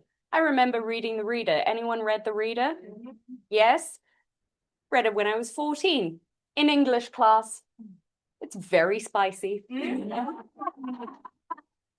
Turned blood red in the middle of my English class. Did not know what I was reading. So my love of reading led me to a career that I thought I could make money from. And I did make money from, which was law. I keep thinking back to this very, very pivotal moment when I was registering for my classes and I was sat in the big administration hall and I was flipping through the handbook. And because I'm me, I'd pre-filled the law subjects in the form. Taken the form with me and I had gaps and I was like, I'm flipping through this handbook to try and figure out what am I going to do with my electives, my alternatives. And I come to the English literature courses. I think to myself, these look amazing. I'm so excited. I'm so ready for this. This is right up my alley. I would read all of the syllabus tomorrow if I could. But then there was a little gremlin back in my head that said, you're never going to make money from this. Why would you waste your time? So instead of putting down English 1, I wrote down economics. Wait. I love you, Tally. Adam Smith will never set foot in my life again. That's actually fair. I refuse. I will never do it again. I will never do it again. It was the biggest. I don't even want to say it's too traumatic. You still haven't recovered. But I have to say, I loved law school. I had a great time. I studied, my eyesight went bad, and it was a wonderful, wonderful time. And before I knew it, I thought to myself, you know what, this is great. I can live my Elwood's moment. Walking through a, beautiful mahogany court, the sunlight on my back as I exit after getting my clients what they wanted, and me getting the great paycheck. This seems like a fabulous idea. But I wasn't Elwood's as much as I wanted to be. It felt more like I was living in the Battle of Helm's Deep. Just orcs coming at me the whole time. Well, yes, Elle, it's fucking hard. Love her to death. She lied. Not only was my law life, my corporate life insanely hard, but it was soul destroying. I entered into a sphere of graduates who would scratch and chase each other for the measliest bit of recognition. I was in a toxic environment where I was forced to wear high heels. And any sign of individuality and any sign of passion was scraped from me immediately. The corporate world really supports the idea of you as a number. You're replaceable, you're a metric. And that's all you are. You're not you. And I am sorry, but I am not that person. I am not the person that can disengage myself from my work. I wouldn't be here with this community if I was a person that disengaged myself from my work.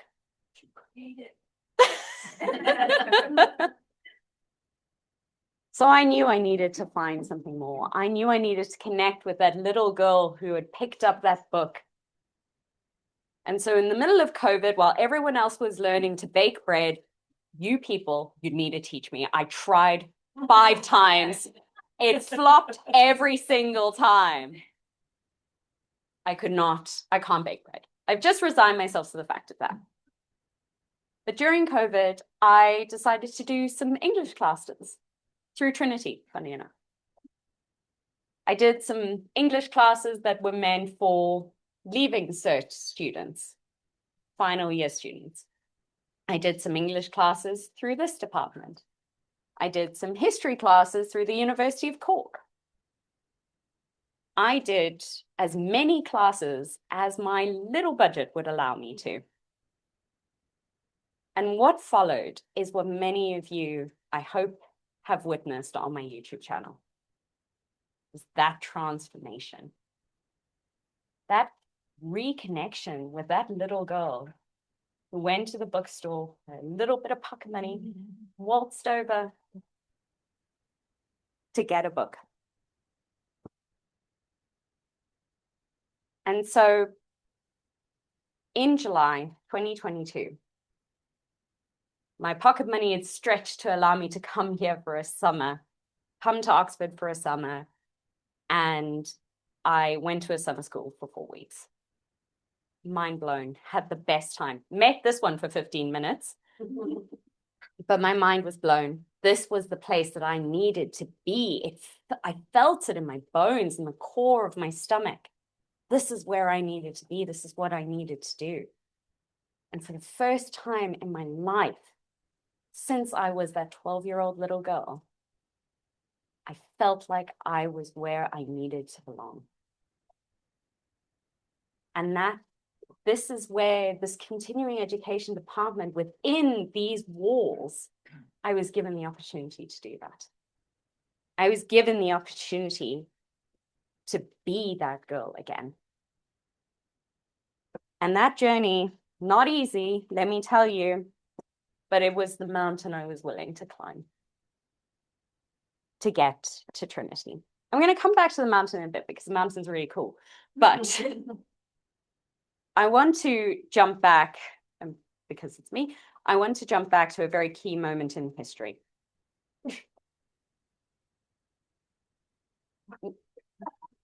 No, it's not the Spice. I'm sorry, it's not the Spice Girls. No, it's not about bread.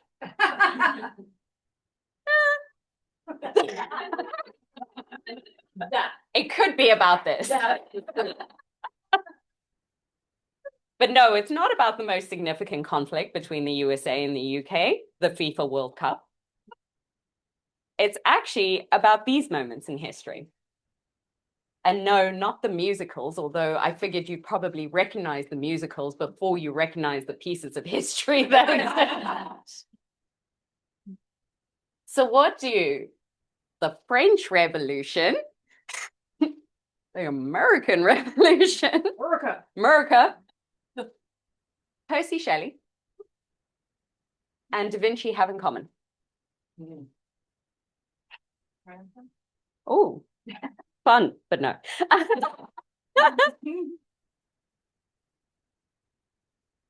These moments in history are when we have pushed against society. These moments in history are when we have made changes to the world. The French and American Revolution saw the breakdown of political structures for the good of society and its people. Shelley, who represents the Romantics, I should have made that clear, offers us an alternative to certainty, offers us a space of safety when we don't have that certainty. It's interested in the ineffable, the spiritual, the importance of personal experience, like we heard in the panels today. It cannot offer us reason or order, but it can offer us hope and faith. The Renaissance placed humanity at the center of its importance. So why am I bringing up these key moments in history? Well, it's because today we are faced with a similar set of societal structures that we need to push against. Today, we are enclosed by digital fences. This is what Kaylin was talking about. We need to get off the digital. Algorithms are our new enclosures. They promise us connection while feeding us fragmentation. They promise us information while starving us of wisdom.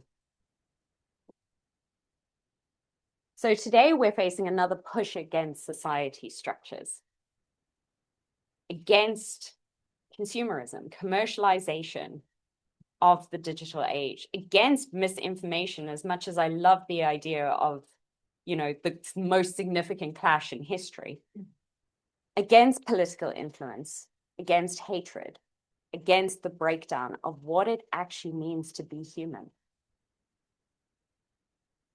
The revolutionaries, the romantics, the Renaissance thinkers, they all watched their societies crumble. But in response to enclosed rule, the people stood up and revolted. And with the collapse of the old regime, artists began to search for new forms of meaning, much like our little penguin friend. Our little penguin friend could be argued as actively rejecting mundane existence. However, he's also pretty romantic. He's heading off to a mountain. This is where we circle back to the mountain. He's heading off to the mountain. What does the mountain represent? The mountain represents adventure, discovery, beauty, enormous natural connection. And while Herzog will have you believe that these mountains are inhospitable, they are also a different kind of space, a different community, a space of beauty and spirituality. To me, those things are worth pursuing, even if you are just a penguin. So how do we follow him? Great, Kate, phenomenal. What do we do? Bring yourself into your scholarship. This is what our great first panel we're talking about. There is a choice for us to walk towards the mountain. And in order for us to walk towards the mountain, we need to walk with it in our true understanding of our scholarship. The visualization exercise that we did earlier, that idea of connecting with that inner scholar of yours, that is where this comes in. Bringing all of your emotions, your experiences, your engagement, your beliefs, your work, all of this brings you closer to the mountain. Gone are the days of information being held behind the ivory tower, as Kaylin said in her keynote. This is a time for us to bring it forward. Create those real connections. Suri Hutzfeld, who I am such a big fan of, suggests that art is that bridge between the subjective eye and the objective world. When you analyze a painting or study a poem, you're not necessarily wasting time on abstract beauty. You're performing an act of intellectual resistance. You're saying, my perception, my work is not for sale to the highest bidder.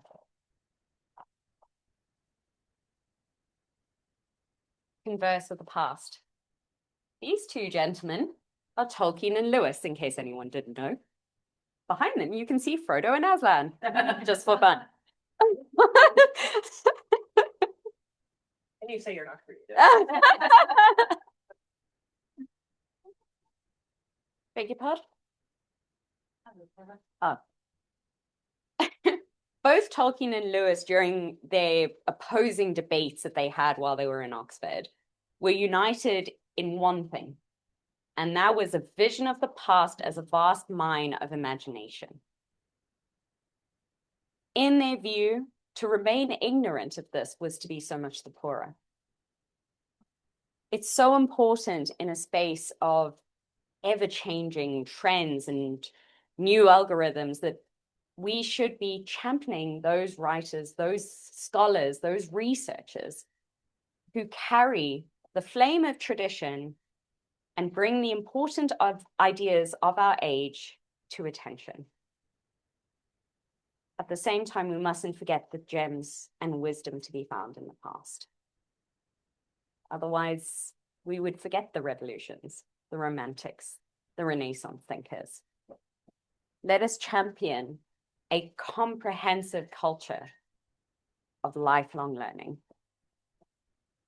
The task is therefore to be both prophetic and academic. And it will be undertaken by those that have the courage to break away from the colony. As I like to call us, mini historians. We need to show respect to our ancestors, but ultimately our efforts should be directed towards creating a future of what that scholarship can look like. Our responsibility lies not with the dead, but with the living.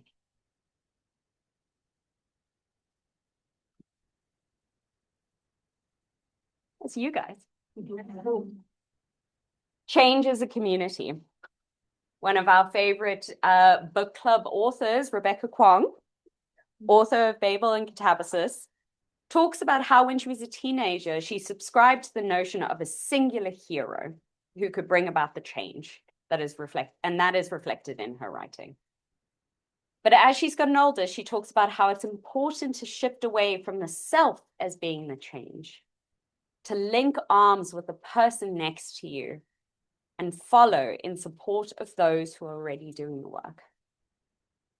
Change is therefore in the community, in the people you are sitting with today, in the people online.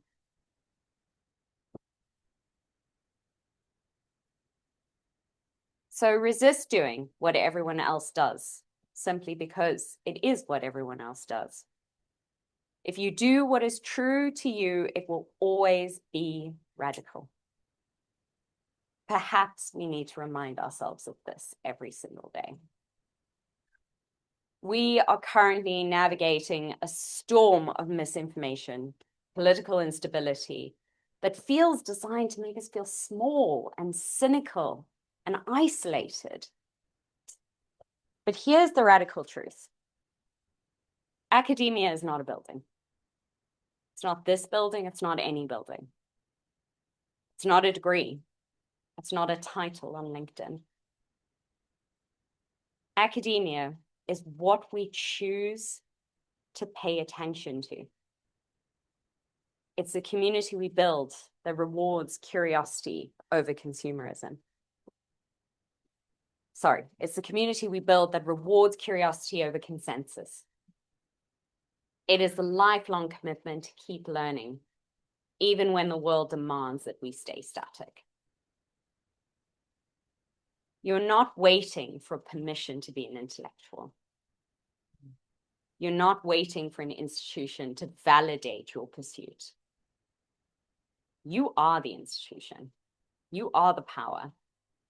Accepted society is not a cult. You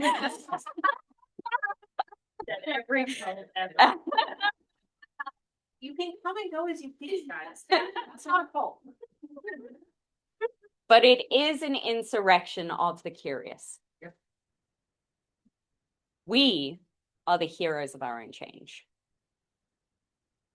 And yes, it requires the bravery of our little penguin friend. It requires the willingness of us to turn away from the colony, from the crowd, to seek that truth for yourself. And if you take one thing away from this talk, let it be this. The mountain is not a place of death. It is a place of discovery. When you go home tonight, I want you to remember our little penguin friend. And I want you to realize something that Herzog didn't show in his film.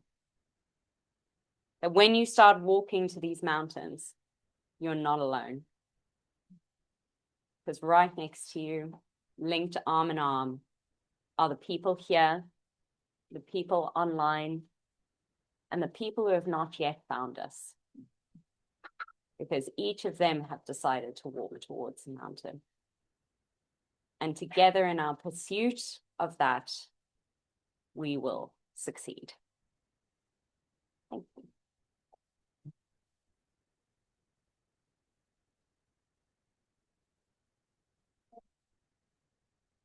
Penguin t-shirt. Noted. All right, everyone. Yes, ma'am. I'm on it. Do you want to do the sales pitch? Bro, I feel like you've got to end this. Okay. I'm so tired. Do it. Got this. I should have I should actually. pick it back up. Yeah, just pick up the mic. All right. That brings us to the end of our first day of the symposium. We have heard some incredible discussions from our panelists. Kaylin's brilliant keynote about how it's important for us to be the direction of our own scholarship, bring it to the forward, make education sexy again. Bring in sexy back. I just thought of that. Thank you. I'll be here all week. But as you've also heard, we are shifting our mission and accepted. We are now the community. We are the space for intellectual community, for lifelong learning, a space for everyone in this room. So if you are new, you've joined us online, or you're new to the space, and you're not a part of the community, here is your chance to join us. The little fun symposium code that gives you 50% off of 2 months if you join now, or join before Sunday.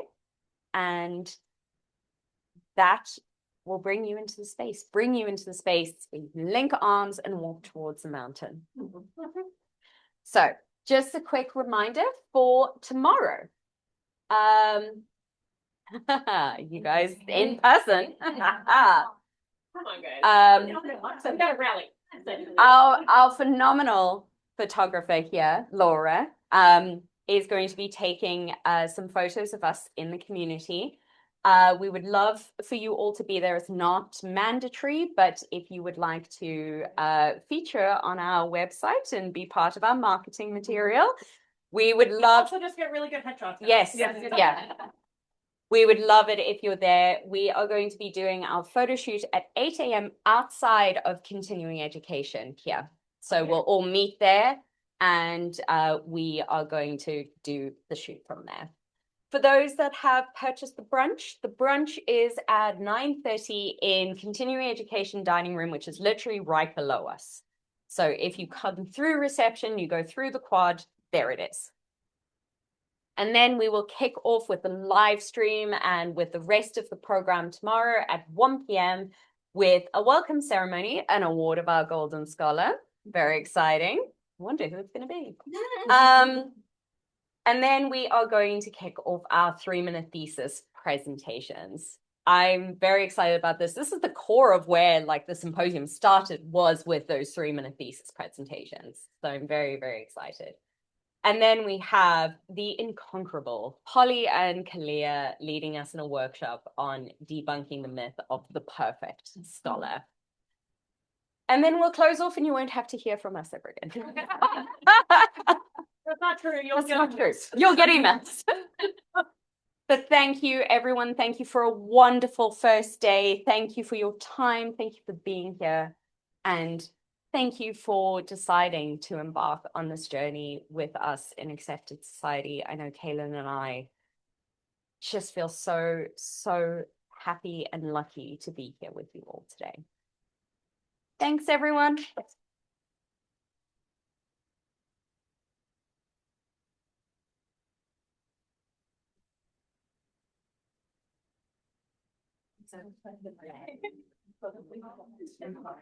All right, bye guys. See you tomorrow. How do I do this?